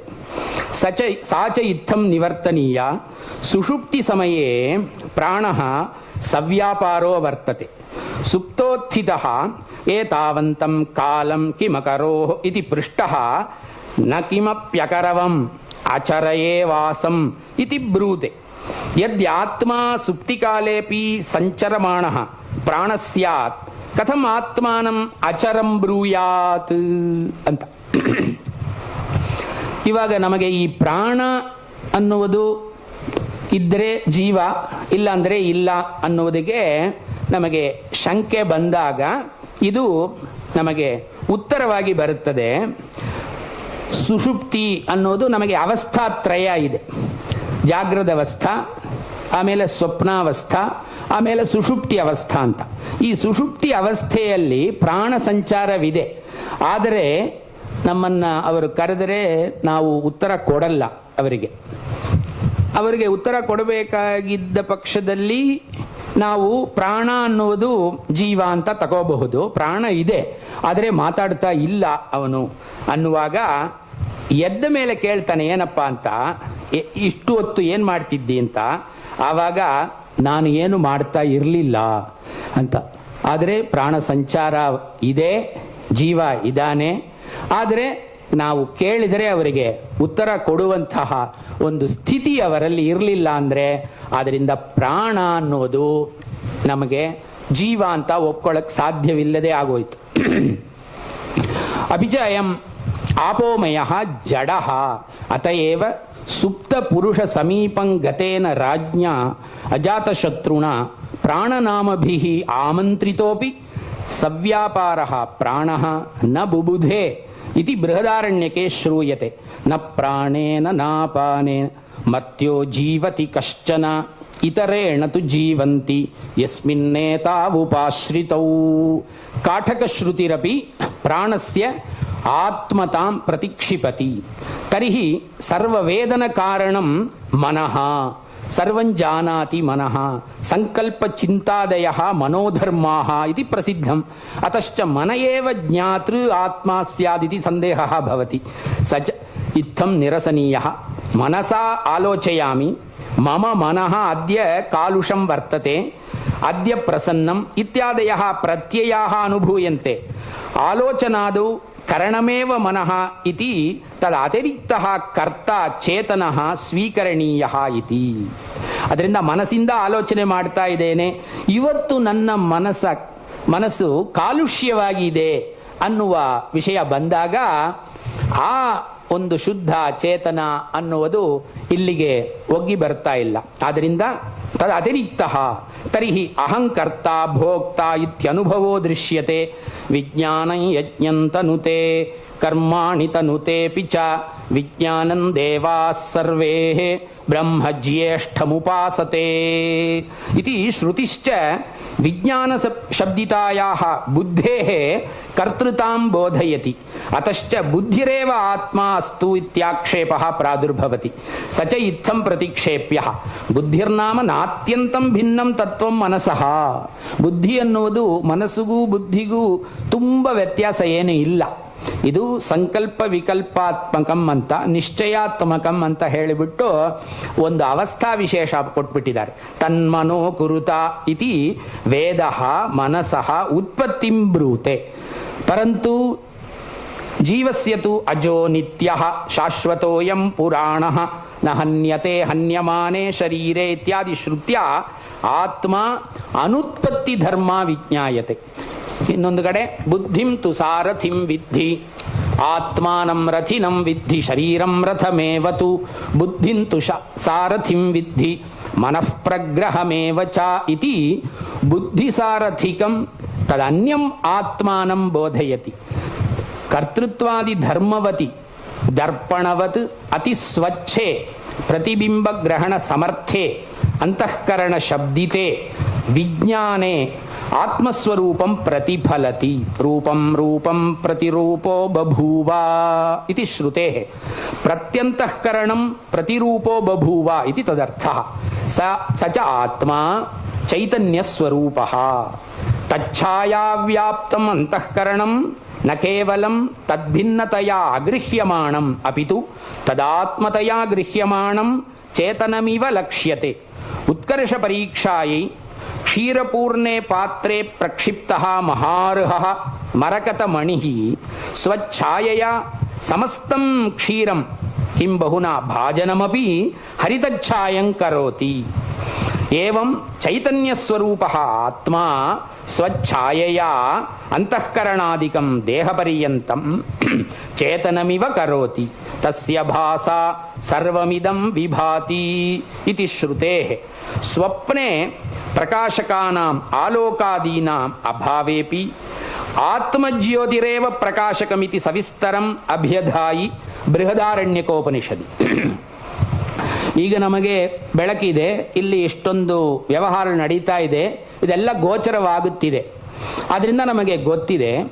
ಆದರೆ ನಾವು ನಿದ್ರೆ ಮಾಡುವಾಗ ಸ್ವಪ್ನಾವಸ್ಥೆಯಲ್ಲಿ ನಮಗೆ ಎಷ್ಟೋ ವಿಷಯಗಳು ಗೋಚರವಾಗುತ್ತಿದೆ.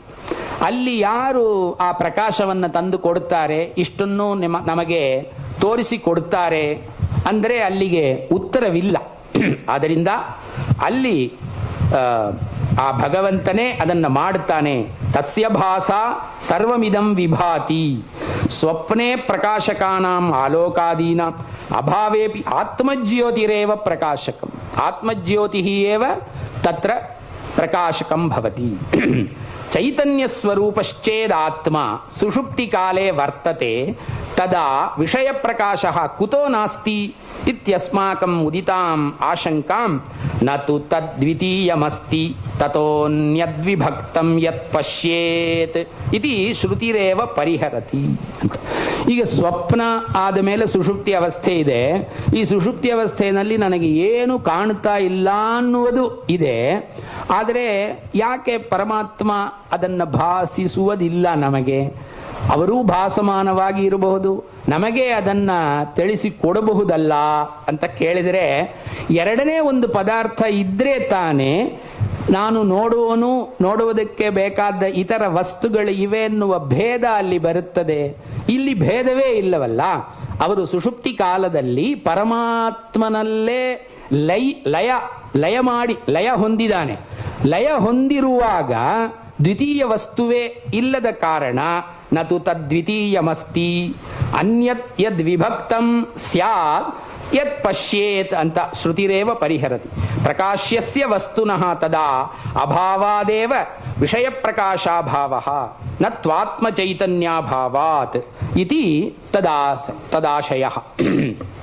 ಅಯಂಚ ಅಂತಃಕರಣ ಪ್ರತಿಬಿಂಬಿತಃ ಆತ್ಮ ಆನಂದರೂಪಃ ಸರ್ವೇಣಾಪಿ ಪ್ರಾಣಿಜಾತೇನ ಆತ್ಮನಿ ನಿರುಪಾಧಿಕೇಚ್ಛಾ ಅನುಭೂಯತೆ ತದೇತತ್ ಪ್ರೇಯಃ ಪುತ್ರಾತ್ ಪ್ರೇಯೋ ವಿತ್ತಾತ್ ಪ್ರೇಯೋನ್ಯಸ್ಮಾತ್ ಸರ್ವಸ್ಮಾತ್ ಇತಿ ಶ್ರುತಿರಪಿ ಆತ್ಮನಃ ಪರಮ ಪ್ರೇಮಾಸ್ಪದತಾಂ ಬ್ರೂತೆ.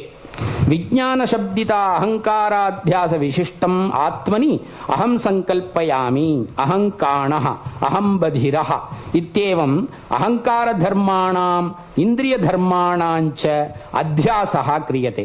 ತದ್ವಿಶಿಷ್ಟೆ ಮನುಷ್ಯತ್ವಾದಿ ಧರ್ಮ ಪುರಸ್ಕಾರೇಣ ಸ್ಥೂಲ ದೇಹಾಧ್ಯಾಸಃ ಅಹಂ ಮನುಷ್ಯಃ ಇತ್ಯಾದ್ಯಾಕಾರಕಃ ಅನುಭೂಯತೆ. ಸ್ಥೂಲ ದೇಹ ತಾದಾತ್ಮ್ಯಾಧ್ಯಾಸ ವಿಶಿಷ್ಟೆ ದೇಹಧರ್ಮಾಣಾಂ ಸ್ಥೌಲ್ಯಾದೀನಾಂ ಅಧ್ಯಾಸಃ ಮನುಷ್ಯೋಹಂ ಸ್ಥೂಲಃ ಇತ್ಯಾದಿ.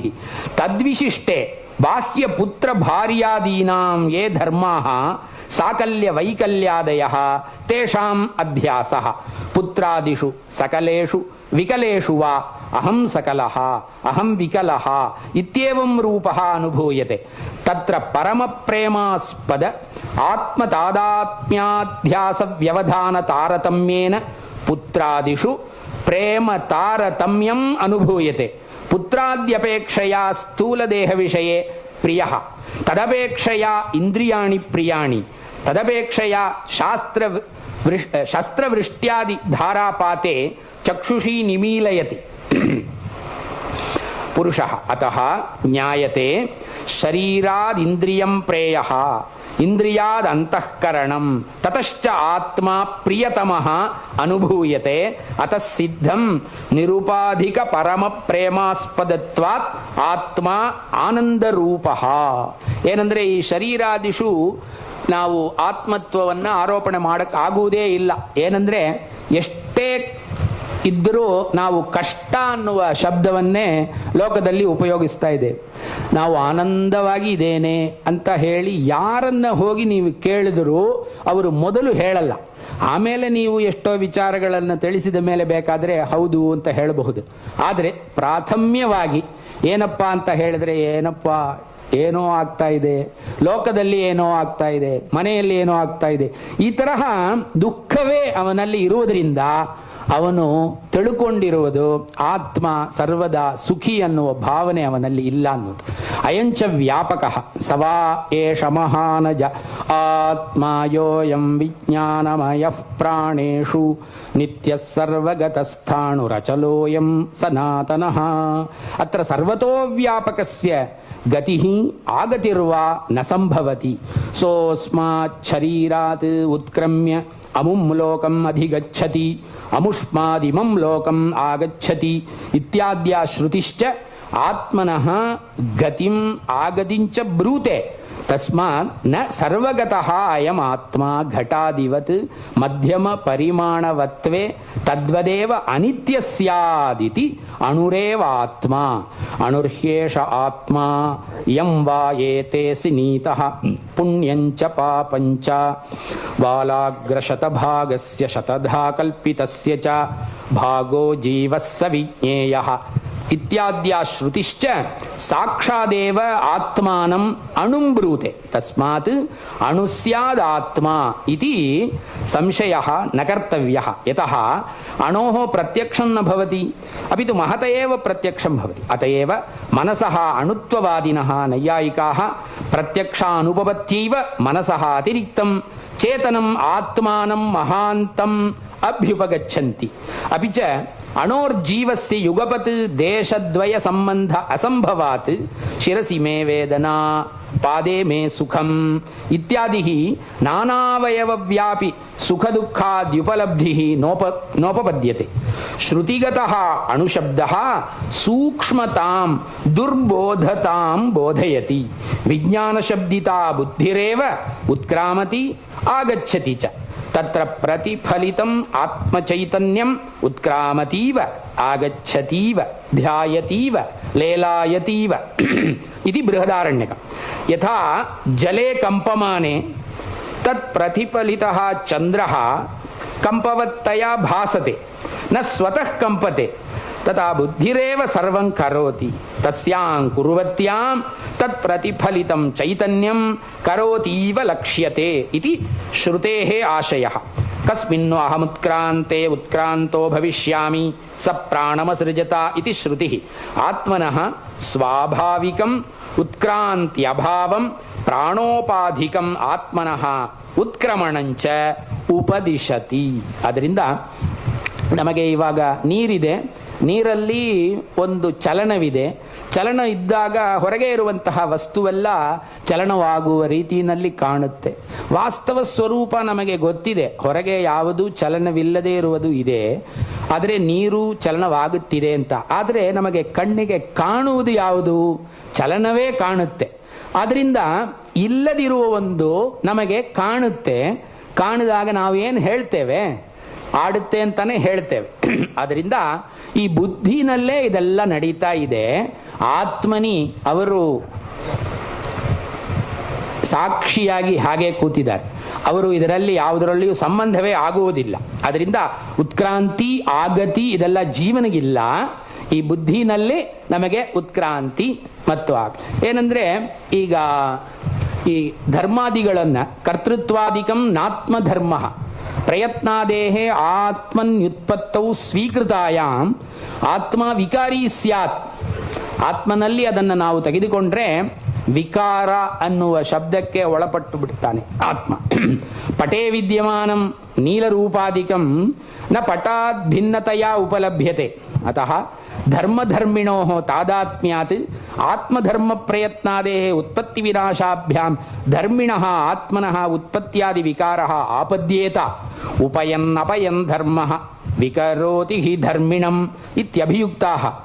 ಆತ್ಮ ಚ ಅವಿಕಾರಿ ಇತಿ ಶ್ರುತಿ ಸ್ಮೃತಿವಾದಾಃ. ಅತಃ ನ ಕರ್ತೃತ್ವಾದಿ ಧರ್ಮವಾನ್ ಅಪಿ ಚ ಆತ್ಮನಿ ಅಂಗೀಕ್ರಿಯಮಾಣಂ ಕರ್ತೃತ್ವಾದಿಕಂ ಆತ್ಮನೈವ ಭಾಸತೆ ಇತಿ ವಕ್ತವ್ಯಂ. ಭಾಸತೆ ಇತಿ ವಕ್ತವ್ಯಂ.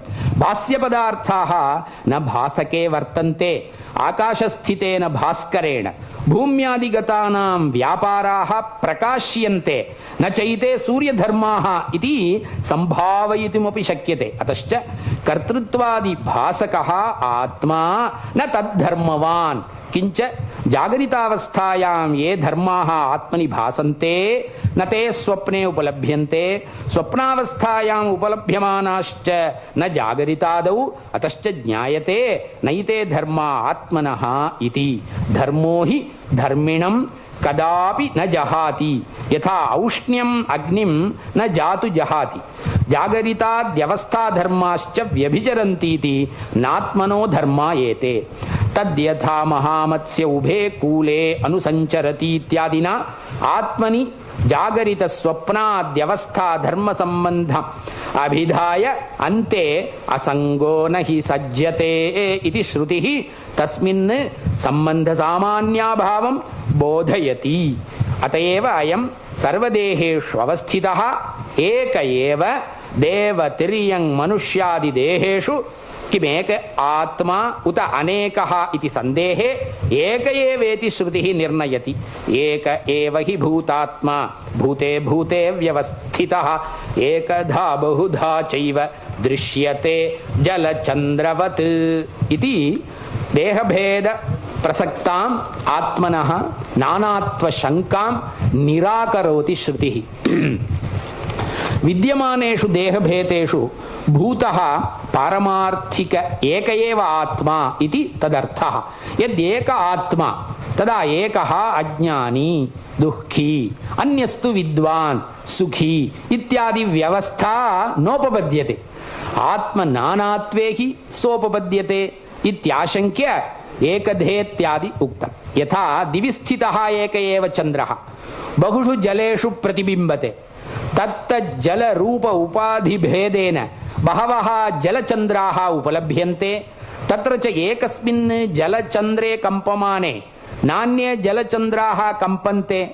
ಏವಂ ಏಕಾಂತಃಕರಣ ಪ್ರತಿಬಿಂಬೆ ದುಃಖಂ ಅನುಭವತಿ ಸತಿ ಅನ್ಯಾಂತಃಕರಣ ಪ್ರತಿಬಿಂಬಂ ನ ದುಃಖಂ ಅನುಭವತಿ ಇತ್ಯೇವಂ ಸರ್ವಾಪಿ ವ್ಯವಸ್ಥಾ ಉಪಪಾದಯಿತುಂ ಶಕ್ಯತೆ ಇತಿ ತದರ್ಥಃ.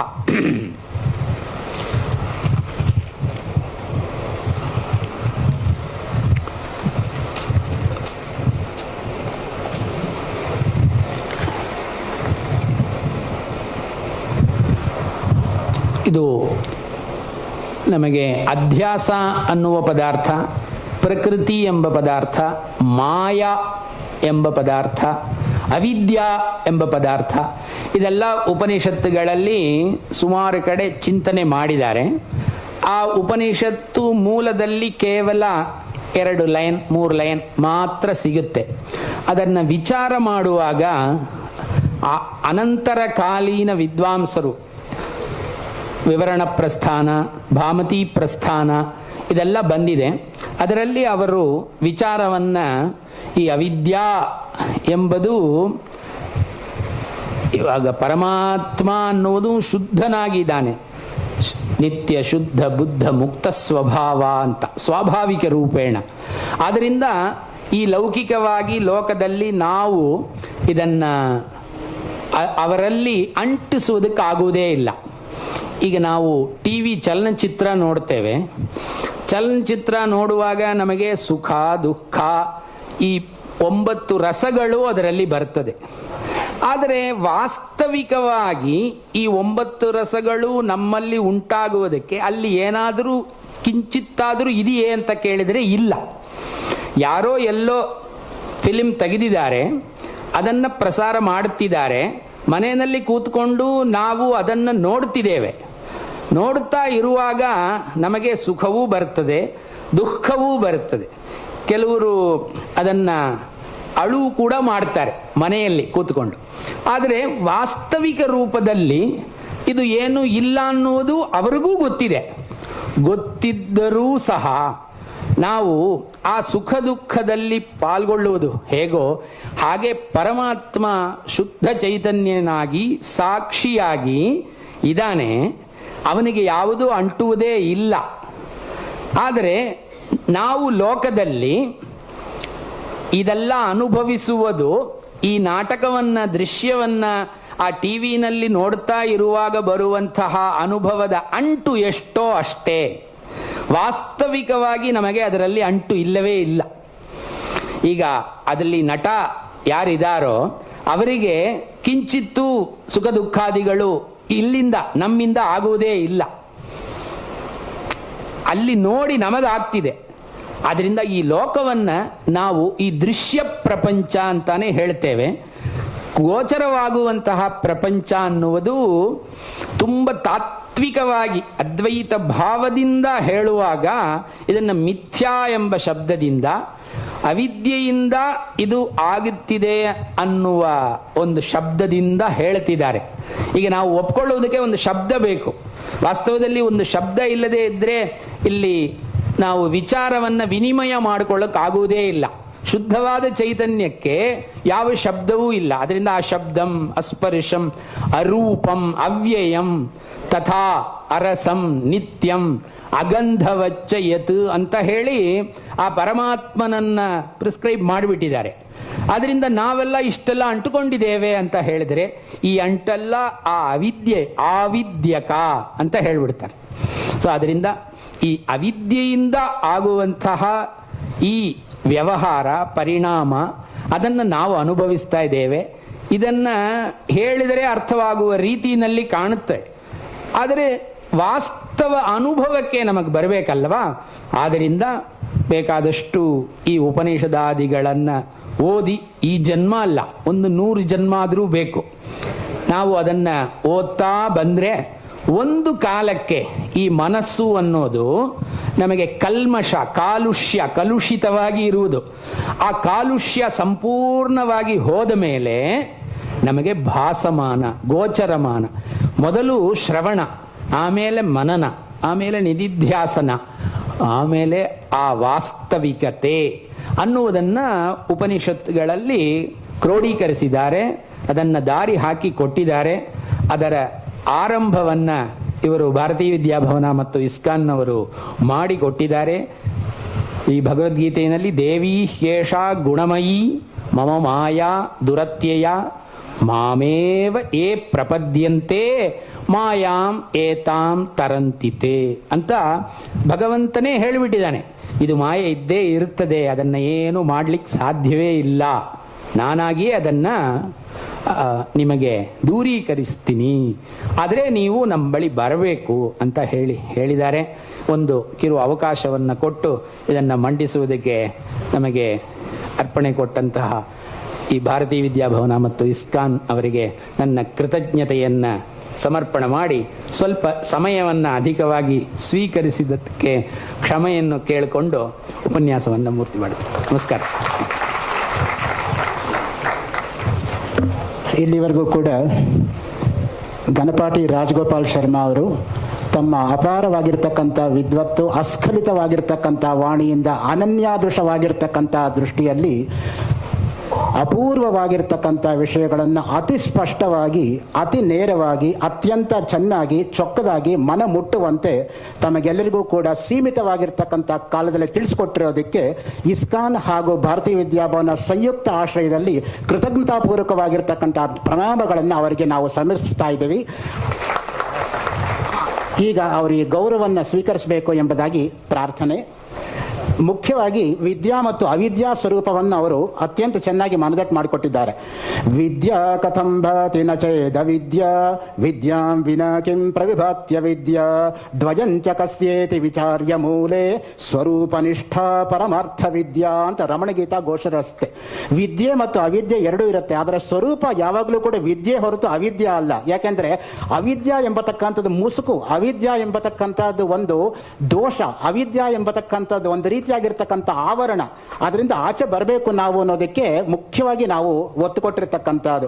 ಆ ದೃಷ್ಟಿಯಿಂದನೇ ಹೇಳ್ತಾರೆ, ಅವಿದ್ಯಾಯಾಮಂತರೇ ವರ್ತಮಾನ ಸ್ವಯಂ ಧೀರ ಪಂಡಿತಂ ಮನ್ಯಮಾನ ದಂದ್ರಮ್ಯಮಾನ ಪರ್ಯಂತಿ ಮೂಢ ಅಂಧೇನೈವ ನಿಯಮಾನ ಯಥಾಂಧ. ಯಾರು ಅವಿದ್ಯೆನಲ್ಲಿದ್ದಾರೋ ಅವರು ಒಬ್ಬ ಕುರುಡ ಮತ್ತೊಬ್ಬ ಕುರುಡನಿಗೆ ದಾರಿ ತೋರಿಸಿದ ಹಾಗೆ. ಇವನೇ ಕುರುಡ, ಇವನಿಗೆ ನಡೆಯಕ್ಕಾಗ್ತಾ ಇಲ್ಲ, ಇನ್ನೊಬ್ಬನಿಗೆ ಮಾರ್ಗದರ್ಶನ ಮಾಡಿದ್ರೆ ಏನ್ ಚೆನ್ನಾಗಿರುತ್ತೆ.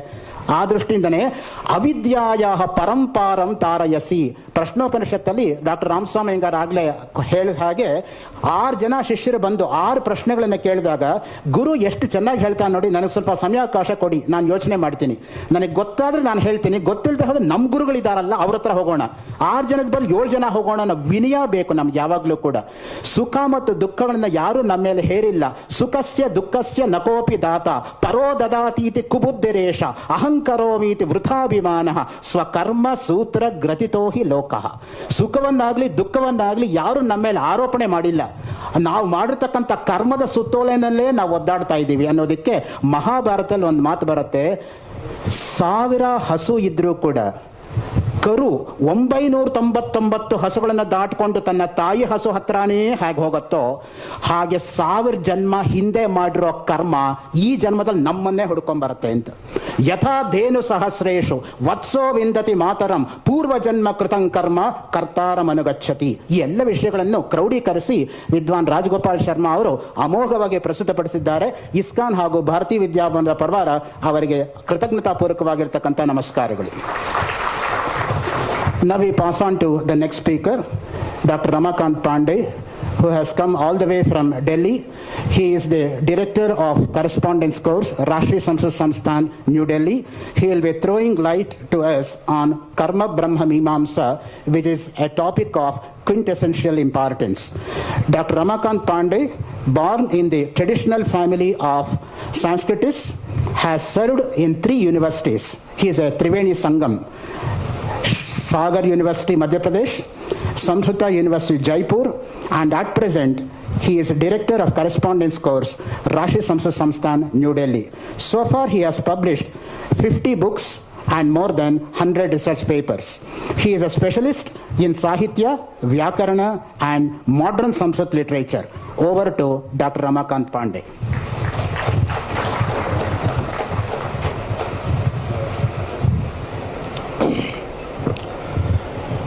विद्या विद्यत एव यत्र सततम्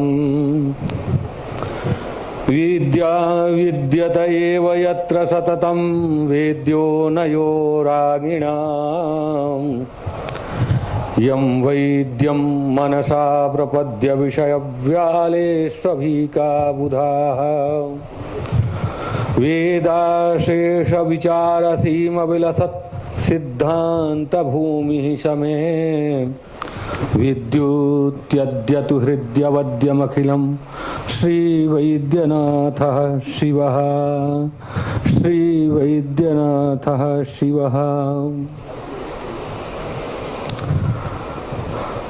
Respected scholars and friends, Professor Rangnath ji, as I discussed with Professor Rangnath that I will change my topic because I am here today, which is the 150th birthday of Gangadhar Shastri Manvalli, he was from the village of Yasargatta and Sabha Pandit of Kashi Naresh, and his father Pandit Nrsimha Shastri was living here in the Bangalore. So I think it will be a great service to him. So I will read my paper on Ali Vilasi Sanlap, which is written by Gangadhar Shastri, and this poetry is based on Upanishads. So I will read my paper. Ali Vilasi Sanlape Upanishadam Prabhavaha. Katham Upanishadam Prabhavaha tatra vartate. So अहम तत्र पठामि. पदवाक्य प्रमाणादि विविध शास्त्र पारंगतस्य महामहोपाध्याय श्री गंगाधर शास्त्रिणः जन्म वाराणस्याम अभूत. तस्य पितामहः गौतम गोत्रोत्पन्नः श्रौत स्मार्त कर्म धुरंधरः मानवल्ली श्री सुब्रह्मण्य शास्त्री बेंगलोर नगर समीपे यसरगट्टा नाम के ग्रामे न्यवसत्। पितुः सुब्रह्मण्य शास्त्रिणः मातुश्च अकाल मरणात् गंगाधर शास्त्रिणः पिता श्री नृसिंह शास्त्री बेंगलोर नगरे मातुलस्य गृहे वसन् स्वकुल परंपरानुसारेण कृष्ण यजुर्वेदस्य आपस्तंभ शाखायाः विधिवत् अध्ययनं समपादयत्।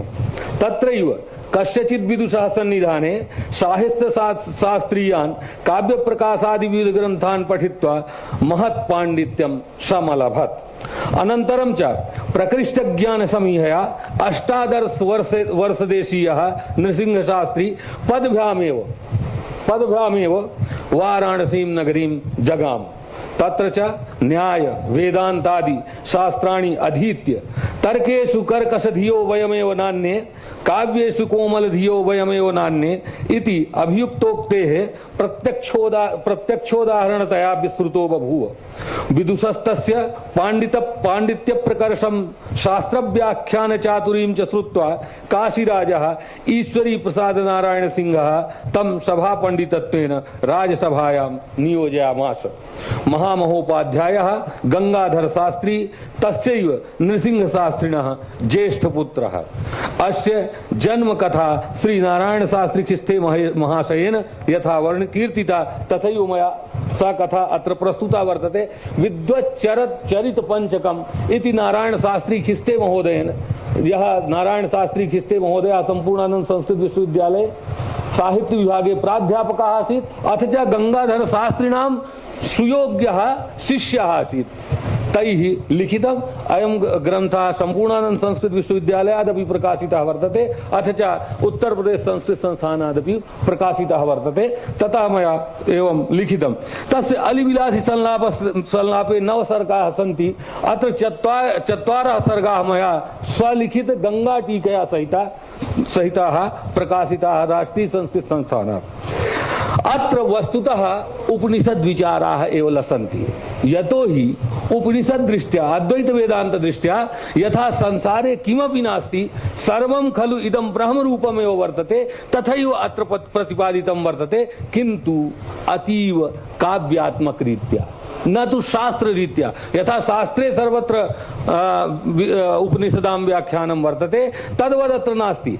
अत्र कल्पितः अस्ति कश्चन अलिः भ्रमरः। सः भ्रमरः अत्र काव्यनायकः वर्तते, किन्तु भ्रमरः सः साधारणः भ्रमरः नास्ति। यथा वेदान्ते त्रिविधा सत्ता वर्तते, व्यावहारिकी सत्ता, प्रातिभाषिकी सत्ता, अर्थ च पारमार्थिकी सत्ता। और परमार्थ रूपेण एतद् यत् संसार अयं यः संसारः वर्तते स नास्ति। तद्वत् अत्र कथायाः कल्पना तु अस्ति, किन्तु अन्ते किमपि नास्ति। तत् त्वमसि इति वाक्ये सर्वं लीनं वर्तते। एवं माने तत्र उपनिषत्सु अपि वेदान्ते अपि पुनः वेदांत सिद्धान्तानां प्रतिपादनम् अत्र वर्तते। कथा एवं प्रारभ्यते यत् एकः अलिः मधु एवं पुष्परसार्थम् इतस्ततः भ्रमति। तं दृष्ट्वा कश्चन विलासी या सांसारिकः वर्तते, सः वदति भवान् लम्पटः अस्ति, किमर्थम् इतस्ततः भ्रमति? न तु सरोजिन्यां भवतः मनोरमते, न वा नवमालिकायां रमते, न च आम्रमञ्जर्यां रमते, अतः किमर्थं भवान् इतस्ततः भ्रमति? एतत् लम्पटत्वं विहाय अस्माभिः साकं वसतु। तदानीं सः बहुविधं प्रतारयति। तदानीं भ्रमरः सः वदति, तत्र बहु पद्यं वर्तते एकम्, अये विलासिन् न हि विद्यते मे। अत्र गंगाधर शास्त्रिणां पांडित्यं द्रष्टुं शक्यते। अये विलासिन् न हि विद्यते मे रसालसाले भिनिवेशलेशः अशक्तचेता जनकाननोद्यत सर्वागमोत्थम रसमाद्रियेहम्। स वदति मम रसालसाले अभिनिवेशलेशोऽपि नास्ति, अहम असक्त चेता अस्मि। असक्तं चेतः मनो यस्य सः असक्त चेतः अलिपक्षे भ्रमरः। भ्रमरः कुत्रापि न रमते, इतस्ततः गच्छति। अथि च यति पक्षेपि तथैव अर्थः। यति अपि कुत्रापि न रमते, न किमपि गृह्णाति न किमपि जहाति। पुनः जनकाननोद्यत सर्वागमोत्थम रसमाद्रियेहम्। अत्र अस्ति किमपि तात्पर्यं यत् जनानां काननेषु उद्यन्ति वृद्धिं गच्छन्तः वृद्धिं गच्छन्तः ये सर्वे अगमाः वृक्षाः तेषां रसमहं पिबामि इति भ्रमर पक्षे अर्थः। परमार्थतया तु जनकस्य योगिनः विदेहस्य मुखात् उद्यन्तः बहिः निस्सरन्तः ये सर्वे आगमाः उपनिषदादयः तेषां रसम अहम स्वीकरोमि, रसो वै सः इति उपनिषद वचनात्। एवं अतीव प्रथमः अर्थः यः वर्तते तेषां व्यावहारिक अर्थः सः श्लिष्टः वर्तते, किन्तु यः पारमार्थिकोऽर्थः वर्तते सः अर्थः वस्तुतः व्यङ्ग्यार्थः वर्तते। तत्र यथा एतद् यत् अलिविलासी संलापः यत् वर्तते तत्र तादृशं यादृशं शास्त्र वैशिष्ट्यं काव्यतया अवतारितं तादृशं वस्तुतः अन्यत्र न दृश्यते। अहं न्यायमञ्जर्यामपि रसस्य अनुभूति भवति, जनाः पठन्ति, किन्तु न्यायमञ्जरी शास्त्र प्रतिपादको ग्रन्थः। इदं तु काव्यं, काव्ये रसविशेष वैशिष्ट्यं स्यादेव। अतः पंडित गंगाधर शास्त्रिणा तत्सर्वं यथा निर्व्यूढम् अत्र तत्तु वस्तुतः यदि अहं न वदामि यदि अयम् ऊनविंश शतकस्य पंडितः तर्हि कोऽपि ज्ञातुं न शक्नोति। अयं महान् पारम्परिकः। अस्य शिष्याः अपि तादृशाः आसन्, दामोदर शास्त्रिणः, अन्ये च महामहोपाध्यायाः, रामावतार शर्माणः। वस्तुतः एतेषां काव्य प्रकाशादौ अपि टीकाः सन्ति, रसगंगाधरेऽपि वर्तते, किन्तु तत्सर्वम् अहम् अत्र न योजितवान्, यतोहि केवलम् अत्र उपनिषदां प्रभावः मया द्रष्टव्यं। पुनः वेदान्तोक्तं यद् वर्तते कीटभृङ्गन्यायः, भ्रमरन्यायः अथवा भ्रमरकीटन्यायः यत्किमपि तत्सः भ्रमरः वदति विलासिनं कि विलासी मदीय नीरन्ध्र विचिन्तनेन कीटोपि मद्रूपमविन्दतेति ब्रह्मात्मता व्यञ्जननिः सपत्ना लोक प्रसिद्धा हि मम प्रशस्तिः। अत्र कीटो मदीय नीरन्ध्र विचिन्तनेन मदीयस्य भ्रमरस्य अथवा भ्रमरस्य तो यदा भ्रमरः कीटं तत्र स्थापयति तो प्रथम वाच्यार्थः यः वर्तते सः भ्रमर पक्ष वर्तते। और मदीयस्य ब्राह्मणः नीरन्ध्र विचिन्तनेन कीटः अपि माने तुच्छः अपि कश्चन मनुष्यः मद्रूपतां माने ब्राह्मरूपतां प्राप्नोति। एवमेवम् अत्र उपनिषदां प्रभावः वर्तते। अन्ते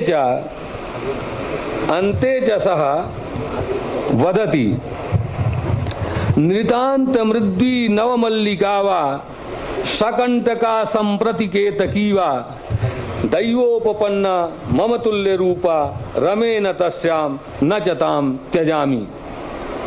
किंचित हिंदी भाषायां आवश्यकमस्ति। अच्छा, एकवारं पूर्वं पठित्वा तो अत्र एवमस्ति। पुनः आनंदो वै ब्रह्म, अन्ये नैके पक्षाः अत्र समायाताः सन्ति, ते सर्वेपि पक्षाः मया अत्र प्रतिपादिताः। तत्र यथा उपनिषत्सु लभ्यते आनंदो वै ब्रह्म, सः कवि कथयति आनंदो ब्रह्म इति यः पक्षः स एव पक्षः वस्तुतः सिद्धांत पक्षः। आदौ एवाति सूक्ष्मे प्रविशति न मतिर्ब्रह्म तत्त्वे हि तस्मात्। आदौ एव उपनिषदः अनुवादः। आदौ एवाति सूक्ष्मे प्रविशति न मतिर्ब्रह्म तत्त्वे हि तस्मात् अन्ये प्राणे मनसि अपि अवदत् उपनिषद ब्रह्मताम लोक दृष्ट्या अन्नम वै ब्रह्म इति इत्यादिकम यद् वर्तते तत्सर्वं वर्तते लोक दृष्ट्या विज्ञानेताम विचारक्षम पुरुषदृशा प्रोक्ष सिद्धान्तमाह आनंदो ब्रह्मेति तस्मात् परिचिति विमतिर नोचितानंदतायाम। तो एवं तत्र वस्तुतः नवशतकेषु सर्वेपि उपनिषद सिद्धान्ताः वेदांत सिद्धान्ताः प्रतिपादिताः सन्ति। अहम् अतीव धन्योऽस्मि यदद्य तस्य जन्मदिवसः यः वर्तते तस्मिन् भवद्भिः सर्वैः विशिष्य अस्माकं रङ्गनाथ महोदयैः अत्र अहम् आहूतः सः विषयः दत्तः लिखितः अपि, किन्तु यदा स्मरणे आगतं न हि अद्य तेषां जन्मदिवसः वर्तते, अतः तेषां भूमौ तेषां स्मरणम् अतीव कल्याणाय भविष्यति, अतः अहं तत्कृतवान्। इतः परं मम समाप्तप्रायः एव, भवन्तः वदन्तु, चिन्ता न। धन्यवादः। अस्तु अस्तु बहुत We are grateful to Ramakant Pandey for presenting his paper, and since it was in Sanskrit, I just very briefly sum up the whole thing in English from the point of view of general understanding. Now, he has very relevantly chosen the topic of Ali Vilasa, and this is one of the modern works based on Upanishads, and that too very relevant because he hailed from Hesarghatta. You know, Hesarghatta is very nearer to Bangalore, and also today happens to be the birthday of that author. Therefore, Ramakant Pandey thought that he will be doing more justice by reading a paper on Gangadhar Shastri's contribution to Upanishads from the point of view of poetry. You know, Ali Vilasa is in the form of a poetry. Ali, as he has explained, is nothing but bee. How exactly bee goes from one particular place to another particular place to get honey, so a scholar is supposed to go from one teacher to another teacher to gather the information regarding the nectar of the Upanishads. And the whole thing has been written in beautiful poetry. You know, Shelley says poetry beautifies philosophy and philosophy edifies poetry. Therefore, the combination between poetry and philosophy is something which is very, very admirable.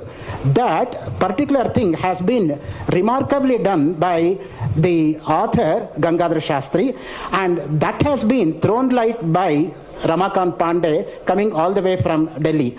And another important thing is the contribution of Raso Vaisaha in that particular paper. You know, Rasa is something which has to be felt by everybody. Raso Vaisaha Rasagahyevayam Labdvanandi Bhavati, says Taittiriya Upanishad. Rasyate Aswadyate iti rasaha, states Shankara Bhashya on that. Therefore, what is Aswadana? What comes to our experience? That is rasa. When you take even ordinary Navarasas from the point of view, you see, you should experience it, otherwise it has no meaning. And it's very, very difficult to experience Shantarasa. Because Shrungara everybody can experience. Hasya everybody can experience. Veera everybody can experience. But how to experience Shanta? That itself is a great problem. Can Shanta be considered as Rata at all? Is one of the major questions in Indian aesthetics, which has been touched upon by Dr. V. Raghavan, former professor of Sanskrit at Madras University, in his monumental work, Number of Rasas. He discusses how Shanta is also a rasa. And Shanta rasa is the rasa which comes to Upanishads, because Upashanto Yamatma. Clearly the Shruti statement says Atman is Upashanta. He is always in the form of pristine purity, and ultimate analysis is Shantam Shivam Advaitam Chaturtam Sa Atma Manyante Savigneyaha. Mandukya Upanishad says, who is Shanta? How can one get Shanti in one's life is the next important question, for which we have an answer in Sadashiva Brahmendra's Atma Vidya Vilasa 21st stanza. Shantaham kriti doshaha susamahita kopi purnendu shishirabhavaha rajatyananda sadhya chidrasikaha. Until and unless you conquer your ego, you cannot get Shanta. Some people, they don't have ego, but unfortunately they have super ego. psychologists draw a distinction between ego, superego, id, and all those things. I'm not going to those technical details here. I'm just throwing light on some of the important points which Pandey raised in his monumental paper. Next, we come to the concept of Anando Brahma. What is Ananda? It's not Jilebi Ananda. It's not Rasgulla Ananda. It's not Sohan Papdi Ananda. But it is Atmananda. That is Nityananda. That is eternal happiness. The happiness from which you will never get back sorrow. Because all external happinesses, as far as you are experiencing it, you'll be happy. But once that is over, again you go back to your gloom. Whereas this is an eternal happiness, because once you go to that levelless level, it's a stateless state, and hence it is called Turiya. Shantam Shivam Advaitam Chaturtam Sa Atma Manyante Savigneyaha. You go beyond Sushupti state, because in Sushupti you have the experience that Aham Sukham Asvapsam Nakinchid Avedisham. I slept well, I did not know anything. If you go beyond that state, you can't even say that I don't know anything. That's the state, the highest state. Whereas a dream state, you see, two people can sleep in the same bed, but they cannot get the same dream at the same time. Dr. S. Radhakrishnan, History of Indian Philosophy, Volume 2, page 442, paragraph 3, line 1. Therefore, what level you have to talk from the point of view of that has been hinted so well by Ramakant Pandey in relation to Gangadhar Shastri's thesis on Upanishads in the form of poetry, and hence you have got a perfect combination of Upanishad culminating into poetry and poetry culminating into philosophy, which exactly is the essence of the topic. Thank you, Ramakant Pandey, for throwing admirable light on this particular topic. And we again humbly request Sri Patti Sridhara, donor, to kindly come on to the dais and honor our guest, Dr. Ramakant Pandey, who has come all the way from New Delhi.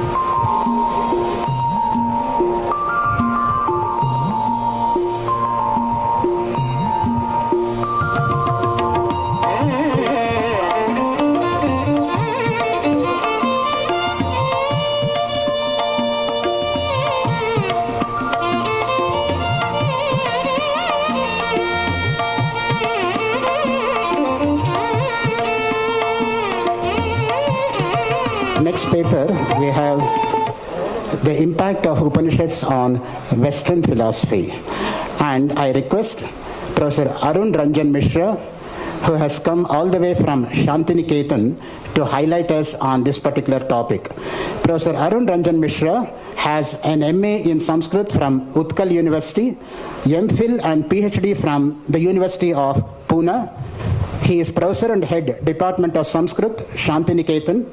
He is the recipient of Senior Research Fellowship, Gandhi Center, Bharatiya Vidya Bhavan, Bangalore. Vikram Kalidas Puraskar, Sahitya Patra Puraskar are some of the Puraskars which he has received at national and international levels. He has participated in a number of national and international seminars. He has guided research and has large number of publications to his credit. With this brief note, I request Professor Arun Ranjan Mishra to take over and conduct the day's deliberations. Professor Mishra.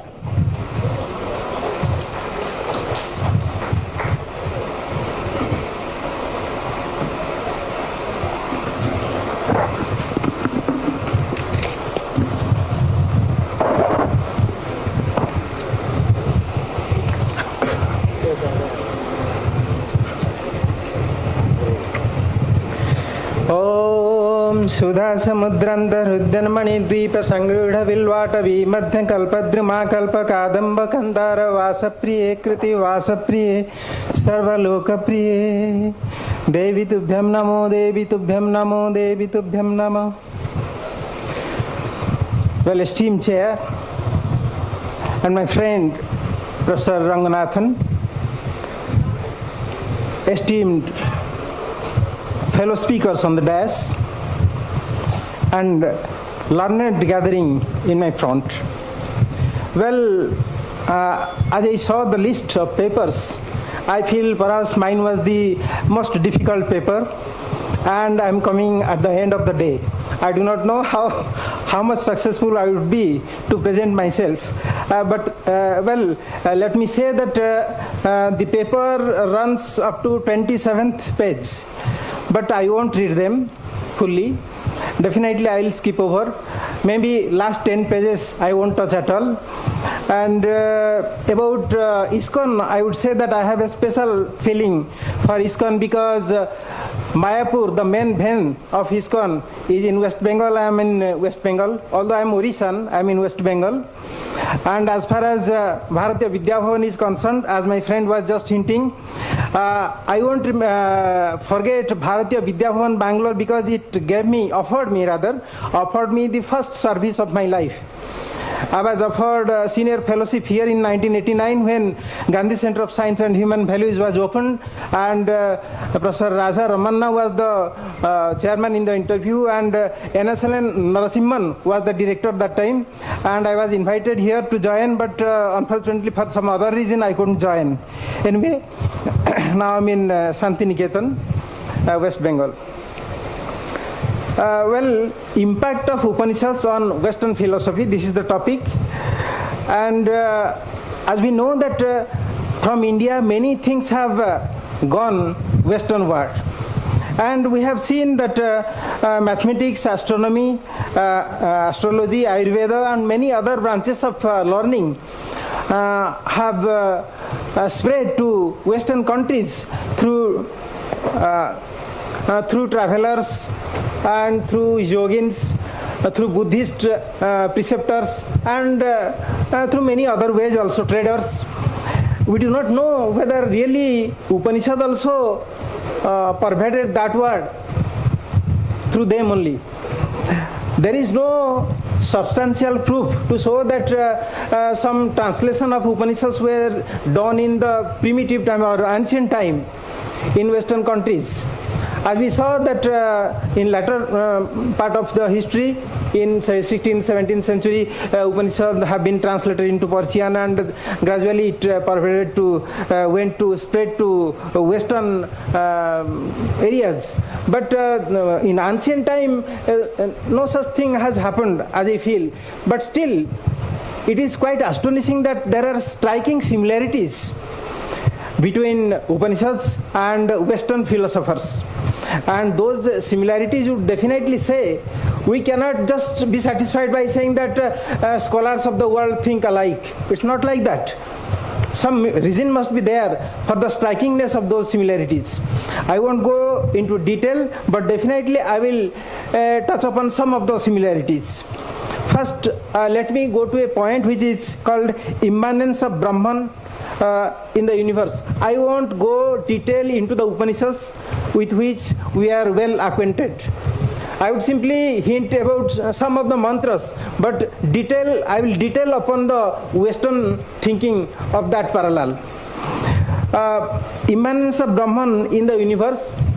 Brahman is ingrained in each and every grain of the universe. This is the learning of the Upanishad. Tata sruštva tadeva anupravishat ईशावास्यमिदं सर्वं भूतेषु भूतेषु विचित्य धीरा प्रत्यास्मा लोकाद अमृताः भवन्ति. Discussions are there. I would definitely skip over. And there are many. Esa sarveshu bhuteshu gudho atma na prakasate drishyate tvagreya buddhya sukhmaya tattvadarshibhi.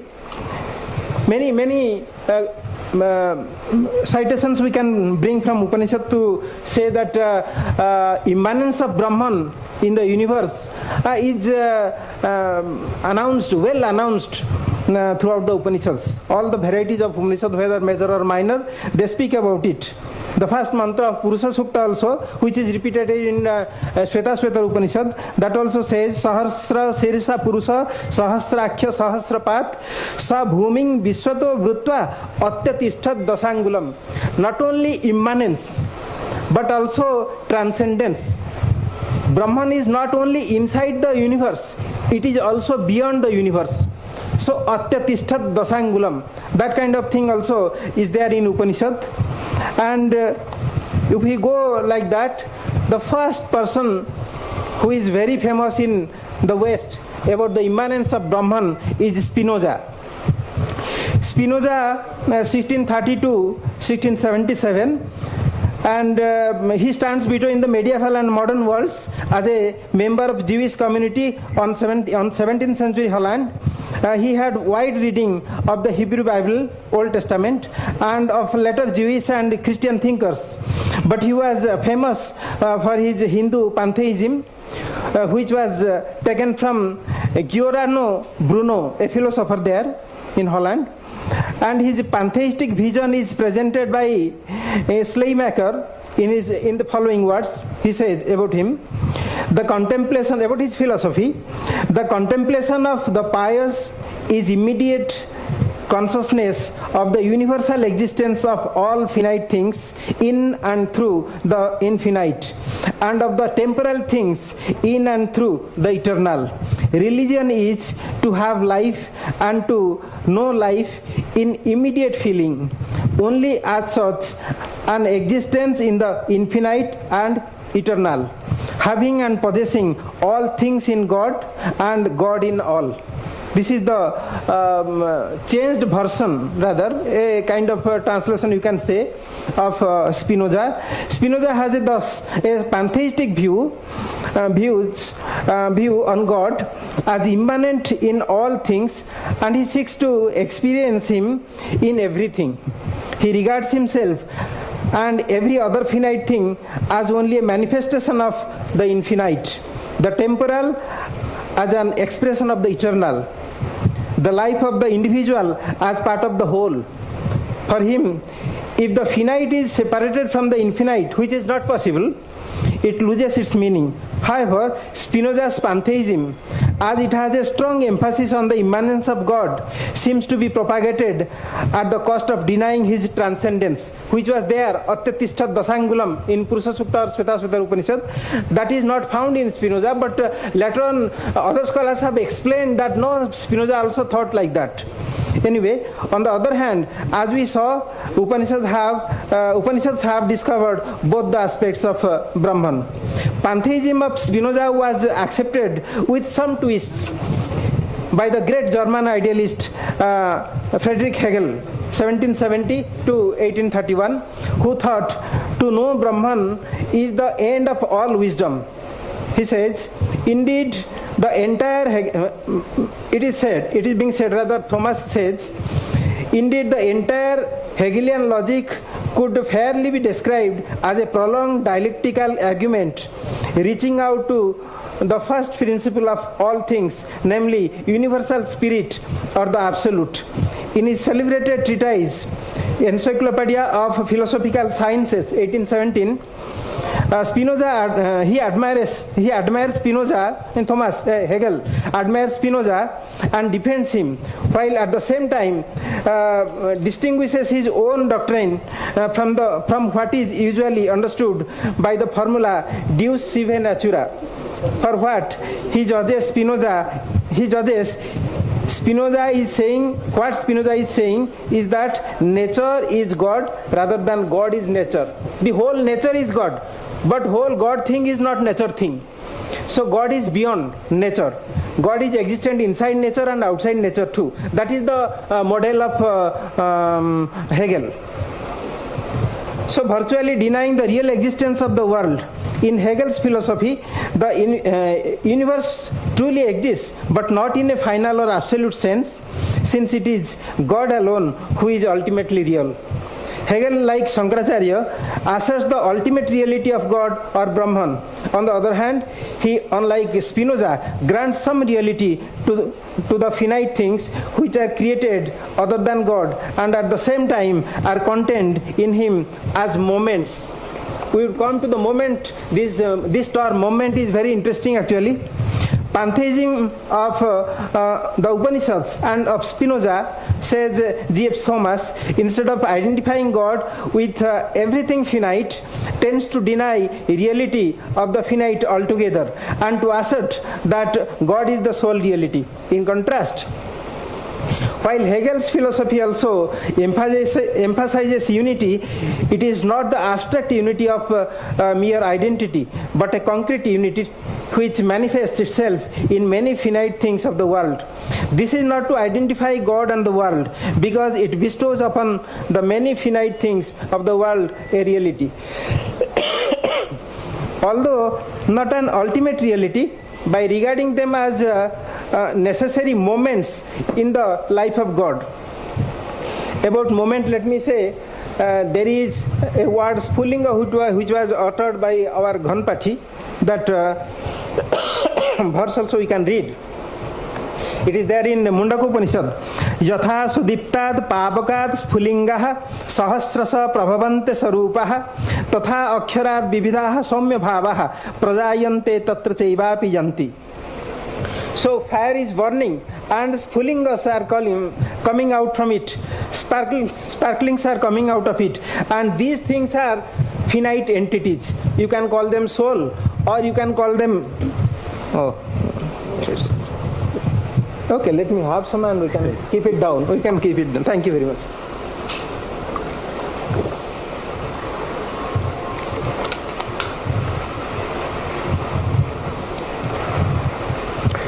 So in this way, pantheism of Spinoza and dialectical pantheism of Hegel, they all come closer to Upanishadic immanence of Brahman in everything. Isavasyamidam sarvam. Then the speculated nature of Brahman. Throughout Upanishads, there are discussions and hints and advices about the nature of Brahman. The rishis, ancient rishis, have tried to decipher the real nature of Brahman, although they also confess that it's really not possible. But about coming to this Spulinga theory or the moment theory, we can come to Plotinus, who is pretty old in Western countries, 204 to 270 AD. What a striking resemblance of thought Plotinus, the Greek philosopher, who shows that in his Enneads, he says, who shows the metaphors like radiation and outpouring, these are closer to Spulinga, or you can say moment of Hegel. He seems very close to the aforesaid mantra of Mundaka Upanishad. Upanishads have always raised the inquisitiveness of man about Brahman, coming to the nature of Brahman, speculated nature of Brahman. In the Upanishad, Isha Upanishad, many attributes of Brahman has been uttered for the basic understanding of it. Saparyagat, Sukram, Akhayam, Abranam, etc., etc. He is omnipresent, pure, unalloyed consciousness without body, and hence caused by nothing, self-existent, and scathed by none. He is untouched by sins, omniscient. He is the ruler of mind, intellect, and hence universe. He is transcendent and hence not caged by his creation. As the Lord, he has allotted duties to eternal years, that is creators. There are many creators, he has allotted duties to them. Brahman is the first inspirer or mover of all cosmic activities. Brahman is the prime mover. Upanishad says Brahman is the prime mover, and the word is preritru. Preritaram cha matva. Shweta Upanishad 1/6 and 1/12. Preritaram cha matva. This text sees him as good because he decides and looks after Bharate, livelihood, ajiva. All these are Shweta Upanishad jargons. Shelters all and protects all the locusts. So he is good and we can connect it to idea is good of Plato. We'll come to that later. But he doesn't need any shelter, as he is self-existent. Atma Sanstha. Nothing remains to know after realizing him. He is transcendental, Parama, imperishable, Akshara. He is understood tentatively as Ishvara, Jiva and Prakriti, all in one. He is the Lord, Vishwadhipa. Taittiriya Upanishad says he is knowledge, as we got it. He is Satyam, Jnanam, Ananta Brahma, Vijnanam Brahmeti Vyajanat. He is also Ananda, as my friend was also telling, Anando Brahmeti Vyajanat, etc., etc., Taittiriya. So the transcendence of Brahman is variously said in Kathopanishad also. He is beyond sense organs, sense objects, mind, intellect, bonded soul, great soul, Mahat or Mahat, and unmanifest nature, Prakriti or Abhyakta you can say. He is all pervasive and is without any worldly attributes.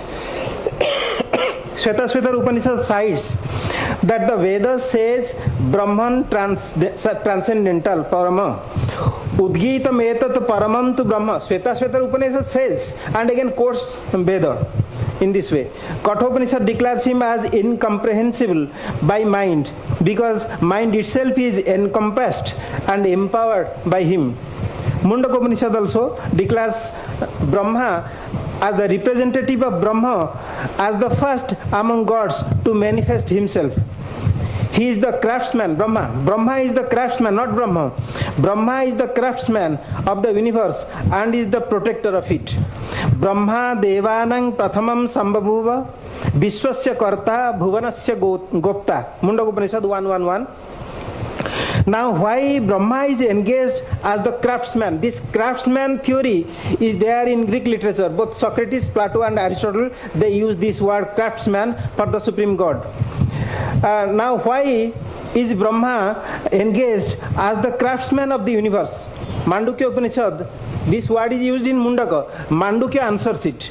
Mandukya Upanishad replies that the Brahman is detached and hence is devoid of any activity that happens at the state of duality. Any kind of activity will happen in the state of duality, but Brahman is non-dual, so no action can be related to him. So therefore Brahma is the craftsman and creator. He is the birthless. Brahman is birthless and one. So there is no scope of any activity at his state. His self-effulgence only inspires and moves the activity of creator. So he is a preritru. He is the prime mover. So himself unmoved, he is the prime mover. We'll come to the Western part rather. In Western philosophy also, God is conceived as the locus of the universe. To Aristotle, all the sensible and changeable substance of nature are composed of form, eternal idea and matter. The form, that is eidos of a substance, is not not in a component among others. Something is there. It is the essence or structure of thing. It is that which constitutes the kind of thing it is. The matter, it is means this jagat. The matter constitutes the substratum, the hypokeimenon, in which the form is realized. Just as Upanishads have a scheme of ladder to show the whole existence from sense organ to Brahman, who is the locus, so also Aristotle shows a hierarchy. Above plants and animals is man, the highest of animals,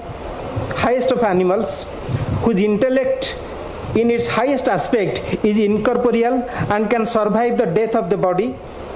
Still higher are intelligences which move the spheres. There are pure substances without bodies and move their spheres from without. At the top of the hierarchy is God, who is pure form without matter, hence engulfs everything as locus.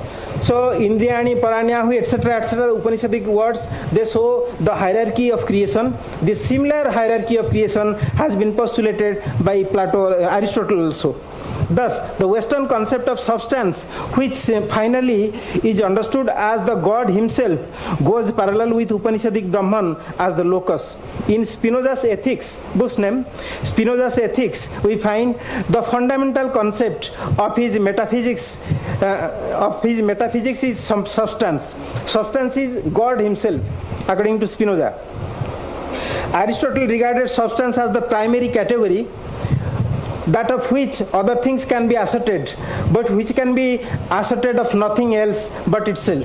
Thomas Aquinas, in his Summa Theologica, accepts this view of substance in the 13th century, and it dominated the Western thought ever since. In the very beginning of ethics, Spinoza gives the definition of substance, implying it to be both God and the universal locus. It says, by substance I understand that which is in itself and is conceived through itself. In other words, that the conception of which doesn't need the conception of another thing from which it must be formed. Not only this, Spinoza's definition of attribute and mode also indicate that his substance directly hint at the fundamental principle of monistic metaphysics of Indian Upanishads. G.F. Thomas also finds his substance, the locus, is God himself.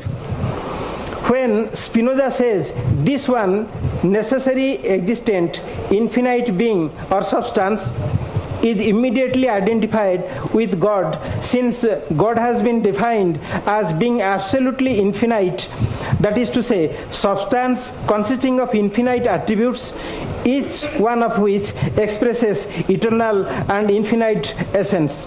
Upanishadic concept of Brahman as the sole inspirer or mover, Preritru, has been upheld in the Western philosophy. In the book 12 of Metaphysics of Aristotle, it is recognized that Brahman is the prime mover of all cosmic and worldly activities. As Aristotle says, there is that which at first of all things moves all things. So nothing can move without the will of God. So he is the first Preritru. He is the prime mover of Aristotle, and he is the prime mover of Upanishadic rishis also. Because anything is lying somewhere and it cannot move of its own. We have to put a force. And who is putting that force? The will force of Brahman is that force. And that is why the prime mover of Western side and Preritru of Western Upanishadic side come closer. As we saw, the rishis of Upanishads upheld Brahman as the supreme craftsman of the universe. He is the protector and nourisher of it too. So he is good and symbolizes goodness. Plato means this craftsman to be taken as more than a mythical symbol. Ian Combe explains Plato's concept of divine craftsman. That craftsman is good, and idea is good, and good is one of the greatest form. These things are there in Greek philosophy, primarily in the writings of Socrates. Socrates has no particular writing. The writings of Socrates, Plato and Aristotle, and those things are there in Upanishads much before. That is what I wish to say. I won't go there to the long quotation. To Plato, God is good because of his craftsmanship. Some interpreters of Plato have regarded the craftsman and other divine beings of the Timaeus, it's a book, dialogue book, Timaeus, as mere personification of form, eternal ideas discovered by him. Especially the form of good, which in his Republic occupies the supreme position among the forms, is almost Plato's God. That good is God. So we say God is good, and the same thing. Plato cites the opinion of his teacher Socrates on the matter. A long quotation of Socrates is there. I won't go into that, but those things come closer to Upanishads. However, a God for Plato is always a soul, never a form.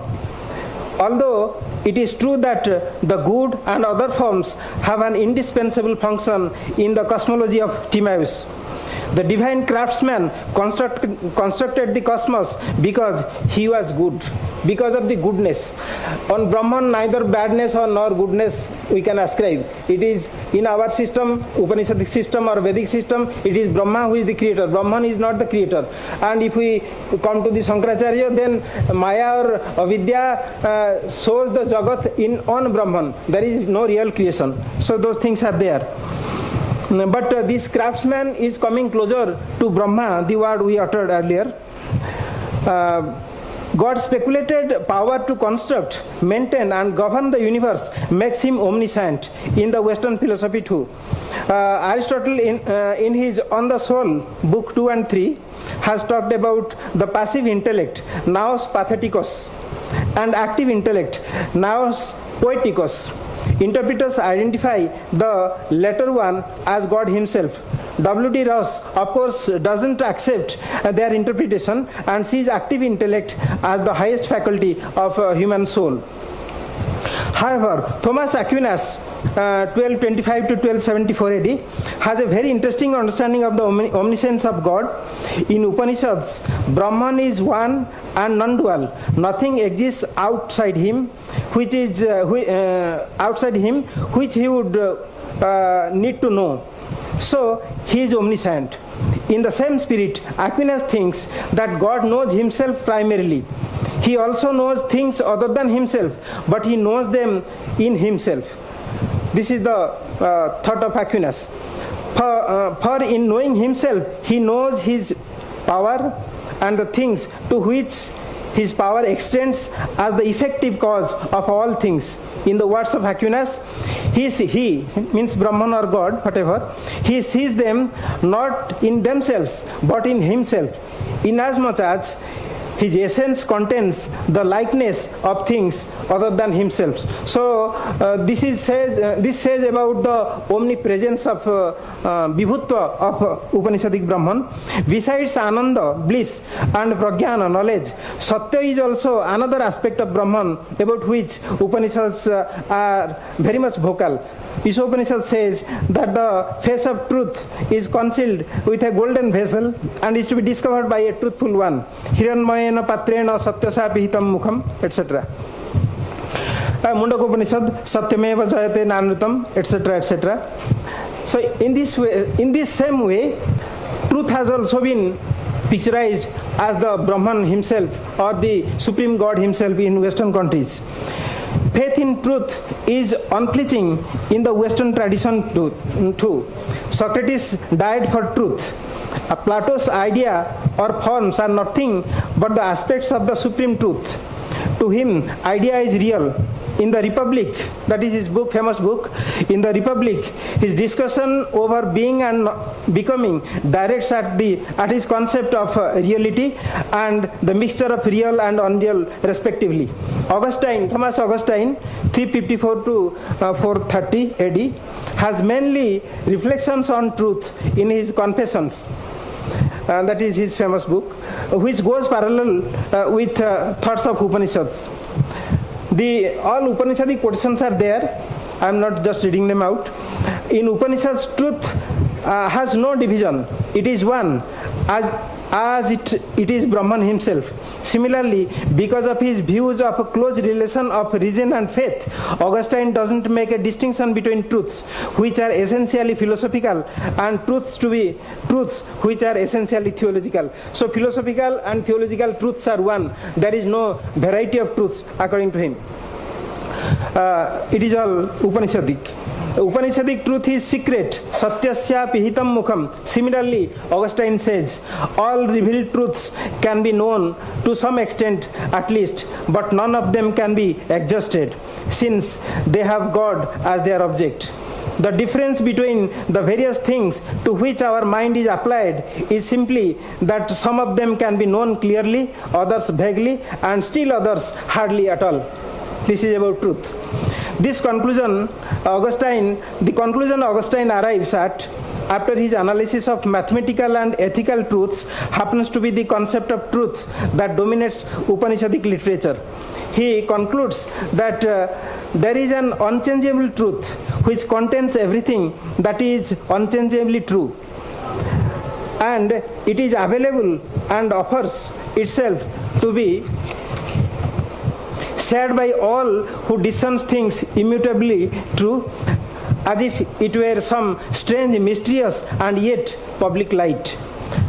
And deeply Upanishadic seems Kierkegaard, 1813 to 55 AD. He says, truth is not introduced into the individual from without, but was within him, within God. About the existence of God, we have many theories in Western side, but about the existence of God, we have unison in our Vedic tradition. So existence of God, on that also we can know a single thing we can know: Nayam Atma Pravachanena Labhyo, Naisa Tarkena Matirapanaya. If you argue about the existence of God, you cannot get him. And through pravachana, listening to spiritual discourses also, you cannot just understand. So that is our understanding. And Yasya Matam Tasya Matam Matam Yasya Navedasa Kenopanishad. So one who says that he knows Brahman really doesn't know. One who says he doesn't know knows perhaps. So those things are there about the unknowability of Brahman. And I won't go to them. I will go to the Upanishad side, Western side, to some extent, not fully. In the book, Plato's thought, Grube has asserted that the forms possess, Plato's forms possess ultimate reality, and that the gods are subordinate to them. Forms have a more important position than the gods in the Phaedo and Republic. Phaedo is a book of dialogues. Republic is by Plato. But Plato also incorporates mystical elements to know the form, the absolute beauty. These are associated with practice of philosophy and take form of a vision of the ideas rather than a union with the gods. In the Republic, the education of the future guardians of the state culminates in a vision of the idea of the good, which is the highest form. In the Symposium, another dialogue book, in the Symposium, the ascent of the ladder of beautiful things ends in an intuition of absolute beauty. The same ladder theory, hierarchy theory also is being accepted here. In Physics, book 2, Aristotle has given 4 causes of the universe. There are material, other causes are there. As I said, the substance is God. That has also been accepted in Greek philosophy. And in our philosophy, God is the material cause of the universe. And famous mantra we have, Jathorna Navi Srujate Grunhate Cha. Just as a spider creates a web, cobweb, but the material cause is spider himself, because it brings out some juice and creates the threads of the cob. And the spider himself also is the efficient cause. It is rare in our philosophy where we can know, except Vedanta, where we can know that Brahman is both efficient cause and material cause.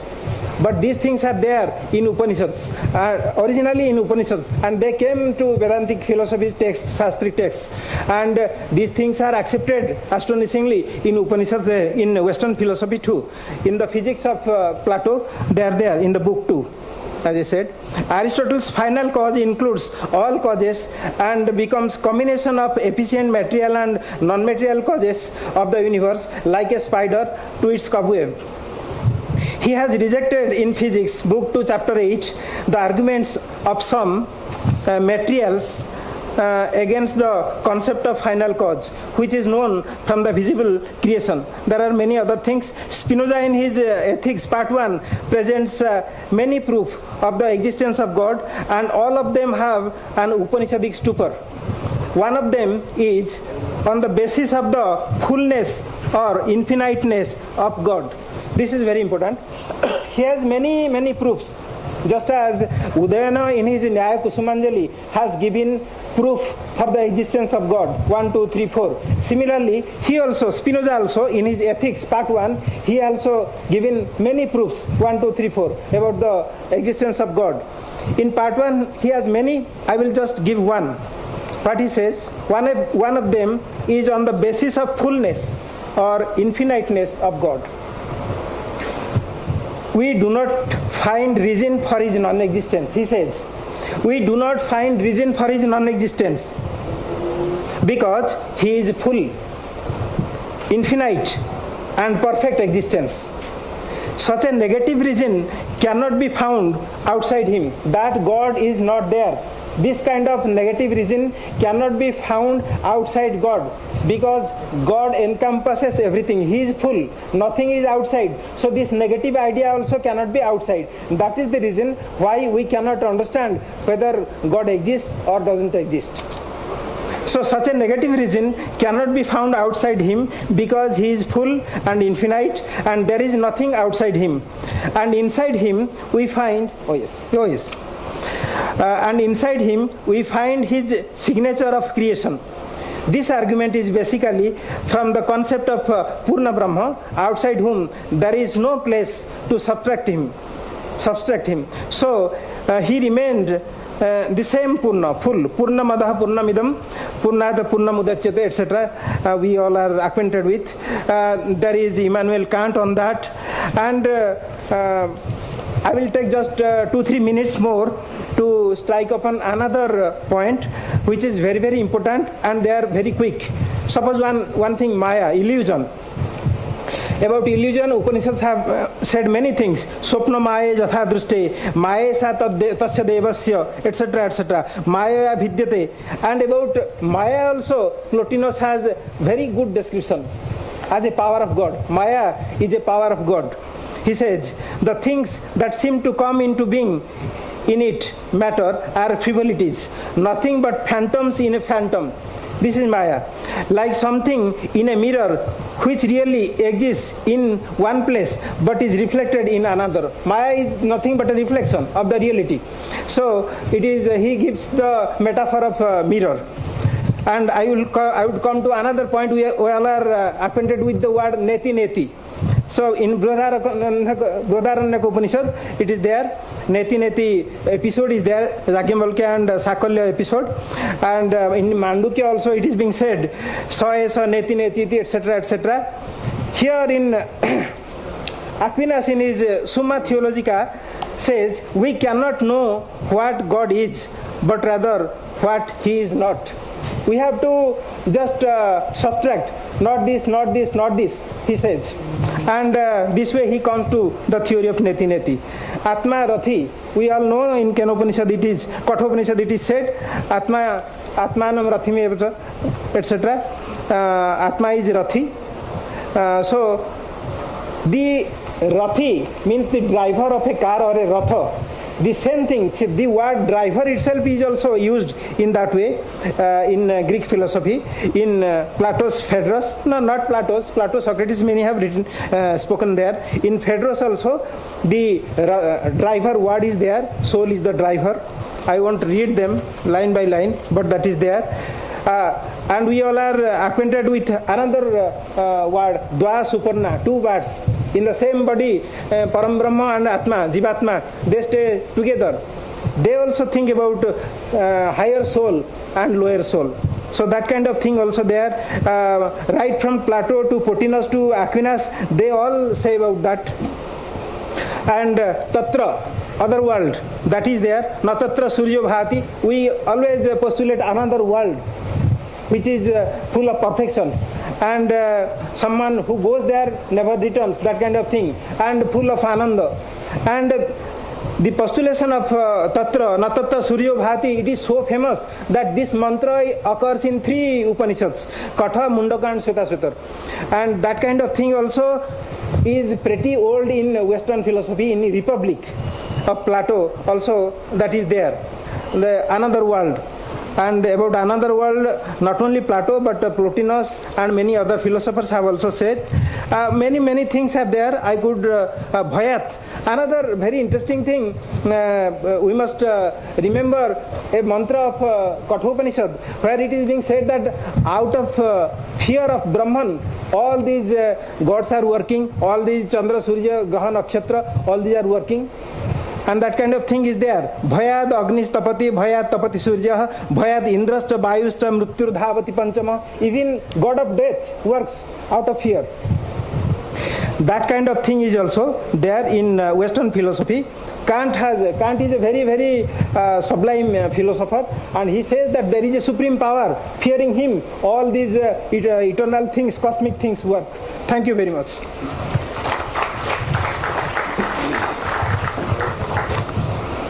So far we have heard a wonderful exposition of Upanishadic philosophy in the light of Western philosophy by Professor Arun Ranjan Mishra, Professor and Head of the Department of Sanskrit, Shantiniketan.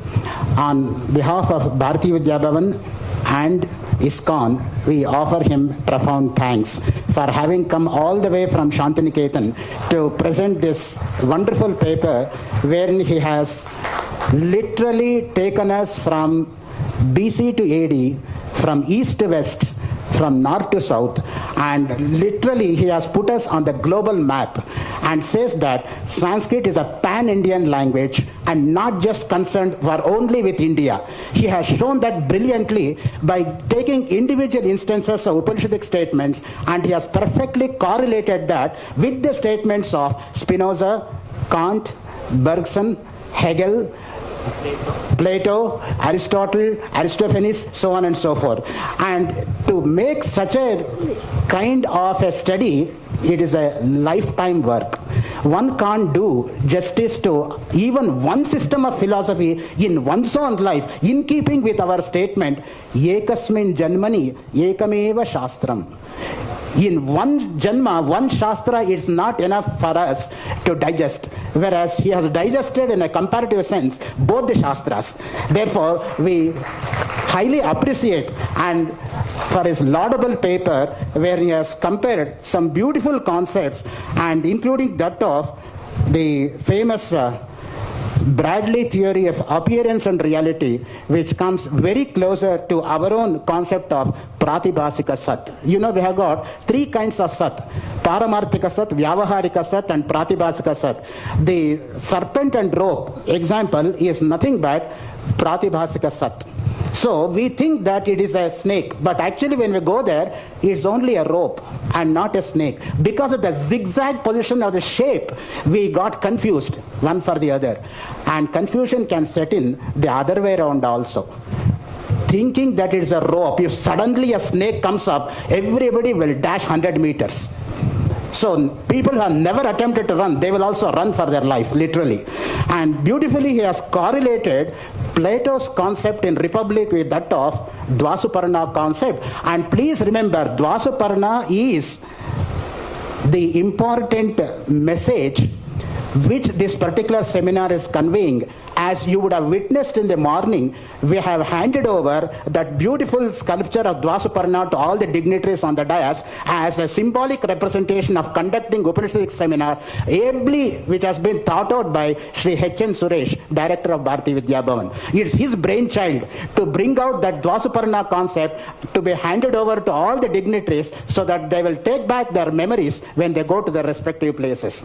Professor Mishraji has nicely contributed to the concept of Greek philosophy and Indian philosophy, on which basis Gurudev R.D. Ranade has thrown much light, and that I will try to discuss in my paper, the contribution of R.D. Ranade to the Upanishadic thought, where there is a separate chapter on Greek quotations of Ranade itself and how well that can be compared to the traditional Upanishadic statements of the East, wherein he has shattered the statement of Rudyard Kipling by saying that East is East and West is West, never the twain shall meet. In keeping with what Bertrand Russell wrote in History of Western Philosophy, with the oncoming of civilization, culture has receded back. With the people becoming more and more intelligent, they are lagging behind in wisdom, and for wisdom we had to turn to India. That's what Professor Mishra has shown in his paper. How West is turning towards East for culture, and how East is turning towards West for civilization, and hence we are literally in a global village. So now the whole thing is in the form of one global village. It has been reduced, and that beautifully he has portrayed in his long paper. I'm afraid he has not even read 25% of his paper, and I have read his paper, which is of 34 pages and about 108 quotations. So Ashtottara Shata quotations, if you just reproduce, that itself takes more than an hour, even to repeat the quotations, let alone the subject matter, for which he has done able justice, having come all the way from Shantiniketan. And on behalf of Bharati Vidya Bhavan and ISKCON, I request, again I have to trouble our donor and patron, Pati Sridhara, to kindly come onto the dais and to honor this scholar.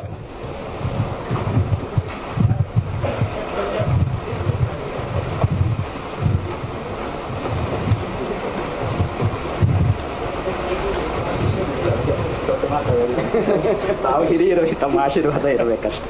ಬಂದಿದ್ದೇವೆ.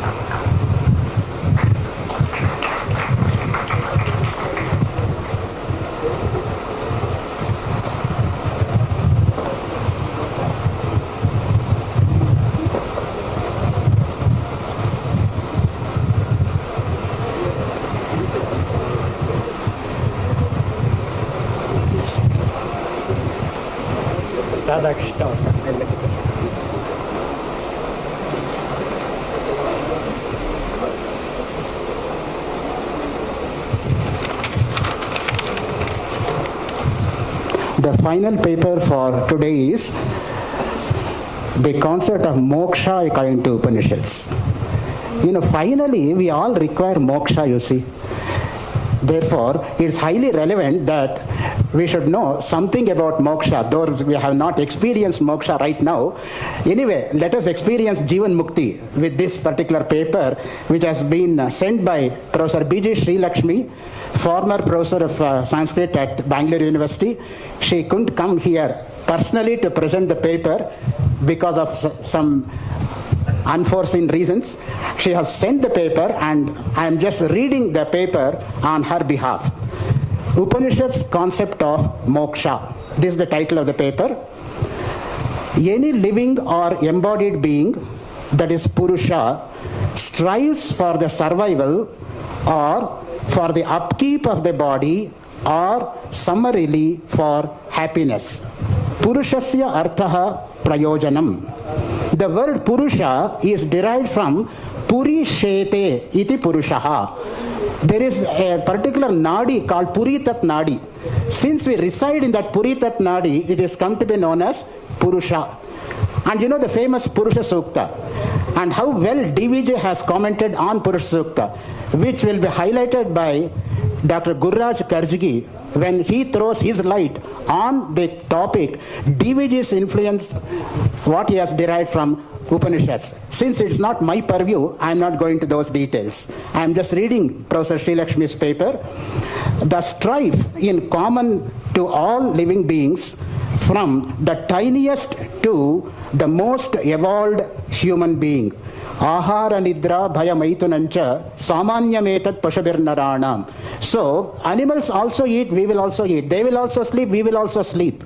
And how well we sleep, you see. At least God showed one incarnation after another. We show all the 10 incarnations during the same night, which will be thrown light by Arya Sriram Sharma day after tomorrow when he presents his paper on Vishtadvaita concept of Upanishads, wherein how people sleep, the posture of the sleep, you see. Some people with half closed eyes, they sleep. It is like the Matsyavatara. That's how the fish moves. Some people, they sleep by loudly snoring. That is Varahavatara. Some others, they sleep with shrinking their body. That is Vamanavatara. Some others sleep one leg this side, one leg that side on the cot. That is Trivikramavatara. Some others sleep with all their hair on the pillow. That is Narsimhavatara. If God showed one avatara after another avatara, some of us show 10 avatars during the same night and some during day also. So, sleep is a blessed state. Anybody wants, you see, what doctors cannot cure, that we teachers can. Instead of awe-inspiring lectures, if we give yawn-provoking lectures, half the class will be sleepy.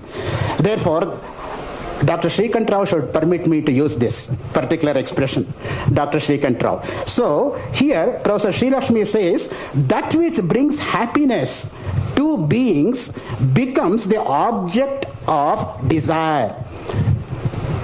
What Adam Smith said, wants are unlimited. The means to satisfy those wants are limited. With limited means, you can't satisfy unlimited wants, therefore some wants go unsatisfied. Did not he get Nobel Prize for that?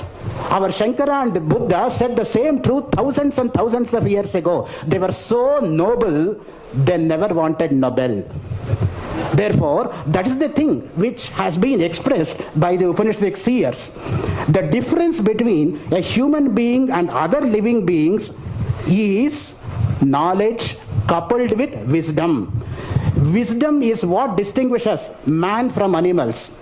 If man loses his wisdom, he is no better than an animal, and hence Shankaracharya wrote, Viveka Chudamani, crest jewel of discrimination, as being translated by Christopher Isherwood along with Swami Prabhupada. So it's the discrimination which matters. What is eternal, what is non-eternal, what should be sought after and what should be avoided, what should be craved for and what should be given up. So that kind of discrimination has been talked about here. In other words, conscientious and discreet man will have true wisdom. Discreet man, that's the word Sri Lakshmi uses. What is discretion? Nitya Nitya Vastu Viveka. What is eternal, what is ephemeral? And that exactly is the third boon which Nachiketa asked in front of Yama. Yama offered him 3 boons. You ask anything, I am going to give you. But later, when Nachiketa asked with the third boon that I want to know about the self, Yama just can't dismiss him away because he is the one who has offered boons. Secondly, if any jignasu asks any particular question, even after knowing, if the master won't answer, he will get sin. And thirdly, 3 days and 3 nights, Nachiketa has waited in the doorstep of Yama, in Yamaloka. Therefore, he has to get it, and he will get it, and he did get it, and came back to this mortal world again with the same body. The person who has gone to that world with this body cannot come back to this world with the same body. And hence Swami Vivekananda rightly says, give me 5 Nachiketas, I will transform this Kali Yuga back to Krita Yuga. Where to find 5 Nachiketas? Vivekananda himself should be reborn again, that's all. What an amount of scholarship he had, what memory he had, and what kind of physical abilities he had. Sound mind in a sound body. That's a characteristic of Swami Vivekananda, and hence he was called cyclonic monk outside India. Now, coming back to the paper, there are 3 names, Dharma, Artha, and Kama, which is called Trivarga. Please remember, Dr. Rama Joyce, who was there in the modeling session, has written an entire book on Trivarga concept. And that was released in Bharati Vidya Bhavan some time back. So if you read that particular book of Trivarga by Dr. M. Rama Joyce, you get more insights into what is Varga, what is Trivarga, what is Chaturvarga, and what is Apavarga. Dharma, Artha, and Kama are called Trivargas because they belong to this world. Apavarga is Moksha, which is beyond this Apa, which is distinguished from this particular thing. Merit or Punya may be an end value by the performance of good deeds. Everybody wants Punya in life, but nobody is prepared to do Punya Karyas. Nobody wants the fruit of Papa, but invariably we resort to Papa Karmas. That's why we have a famous Subhashita, Punyasya Phalamichanti. Punyam nechanti manavaha, papasya palam nechanti, papam kurvanti yatnataha. So invariably we do papa karmas. Therefore we have to get out of that. As prescribed in the Karma Kanda of Vedas, the infallible scriptural authority, verbal authority, and which is known as Shabda Pramana. The most important thing is Shabda. Because Shabda, how exactly it originates? Walk. चत्वारि वाक् परिमिता पदानि तानि विदुर्ब्राह्मणाये मनीषिणः गुहा त्रीणि निहिता नेङ्गयन्ति तुरीयं वाचो मनुष्या वदन्ति. States Rigveda. Para Pashyanti, Madhyama and Vaikari. There are 4 kinds of walk. What is walk? Vagartha iva sampraktau, Vagartha pratipattaye, Jagata Pitarau Vande, Parvati Parameshwara. Walk and Artha should go hand in hand. And that exactly is the nature of Parvati and Parameshwara. You have Vakya Padiya, an entire work to discuss about walk. And what is the role of walk? How exactly it matters and all that. So here, Shabda Pramana is the most important thing from Vedic point of view, because the Vedas were uttered and they were not written down. They were passed on from generation to generation with all its pristine purity and clarion call, as Radhakrishnan would say in Hindu View of Life, page 242, paragraph 3, line 1. India has no dearth of philosophers, but hardly we find practitioners. And to practice, we have to go to Vedas. And what has been told in Vedas is of eternal value. It's better to follow one value in life than to talk about 100 values. That is Radhakrishnan, our former president of India. So, Kathopanishad basically says, Naisha Tarkena Matirapaneya, for which Professor Arun Ranjan Mishra also made a reference. How exactly Tarka or logic has got its own limitation, because Tarka is still at the Manas level. So, if you think that you have got a very rational kind of a mind, there comes a person who will show that you are a fool. Therefore, there is no end for Tarka. Tarka apratishthanaat. The entire sutra has started from the point of view of saying that Tarka has its own end. Therefore, Tarkika gatapateti rateyuhu, Shabdika kapachateti pateyuhu, Madrushantu satatam smaraniyau, Chandrachuda charanau ramaniyau. Appai Dikshita says, Durga Chandra Kalashtuti, stanza 22, which has been translated by Sheshachala Sharma, who resides in number 32, 8th A Main Road, Girinagar 2nd Phase, Bangalore 85. So, from that point of view, if you read, what exactly is Tarka? So, that is Tarka, the real kind of the message. In spite of being Purushartha, the triad, that is Dharma, Artha and Kama, we have got the Moksha. The happiness must be palatable, of the highest and the lasting and not pleasurable, wherein here Sri Lakshmi discusses the concept of Shreyas and Preyas. Shreyascha Preyascha Manushyametah Tau Samparitya Vivinakti Dhiraha. So Shreyas and Preyas both are there, but what we want is the Shreyas, but unfortunately we go after Preyas. And beautifully Sri Lakshmi has dealt with the concept of Jivan Mukti. You know, Jivan Mukti is one of the important concepts which cannot be taken lightly. Not everybody accepts Jivan Mukti. Some people ask, are they not contradictory in terms? How can one be Jivati while Mukta? How can one be liberated when he is alive? Atra Brahma Samashnute, Vimuktascha Vimuchyate. These are the Shruti Vakyas which are there to support the concept of Jivan Mukti, which Sri Lakshmi has highlighted in her paper throughout. And next comes the concept, can we show any Jivan Muktas in one's life? Take for example, Ramana Maharshi. Hrudaya Kuhara Madhye Kevalam Gnanagamyam Ahamahamati Sakshad Atma Rupena Bhati. We all have Aham, but unfortunately we don't have Aham. Until and unless Aham dies, Dasoham will never come. Until and unless we are in a position to move away from Dasoham, we can't reach Soham. Therefore, the real meaning is from Aham to we have to be transported to that Soham concept. Soham Bhavena Pujayat. That exactly is discussed by Shankaracharya in Nirguna Manasa Puja. Puja could also be Nirguna. And that is the main concept from the point of view of knowing the Jivan Mukti concept. You know, Jivan Mukti Viveka is a wonderful work by Vidyaranya. And Jivan Muktananda Lahari, 19 stanzas have been composed by Shankaracharya on the very concept of Jivan Mukti. In Shruti there is Pramanya for Jivan Mukti. In Bhashya there is there. In Stotra there is there. In Prakarana Granthas is there. You name a work, you can have Jivan Mukti.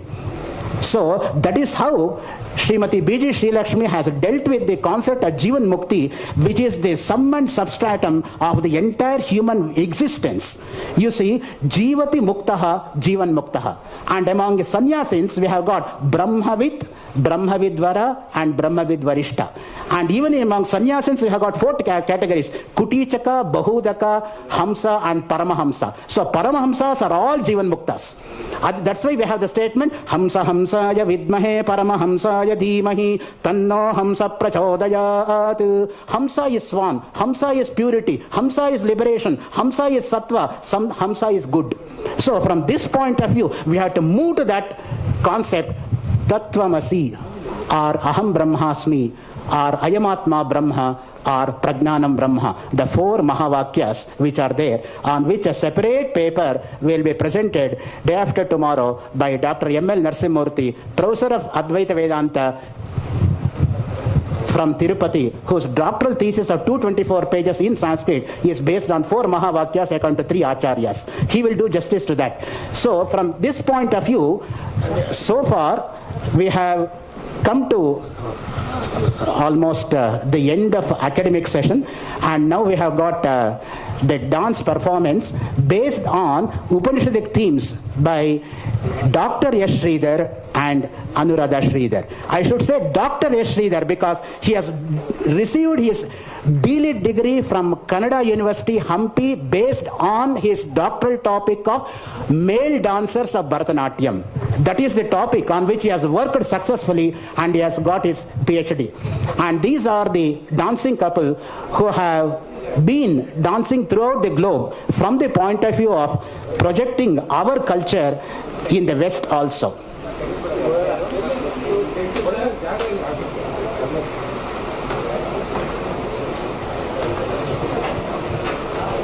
You can have a break of about 10 minutes, 15 minutes.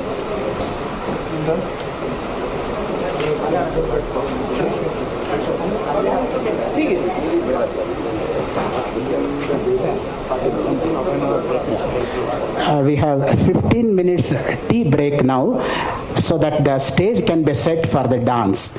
So the tea will be served there to your right and to my left. Please have Ekakshara Paniyam and get back after 15 minutes.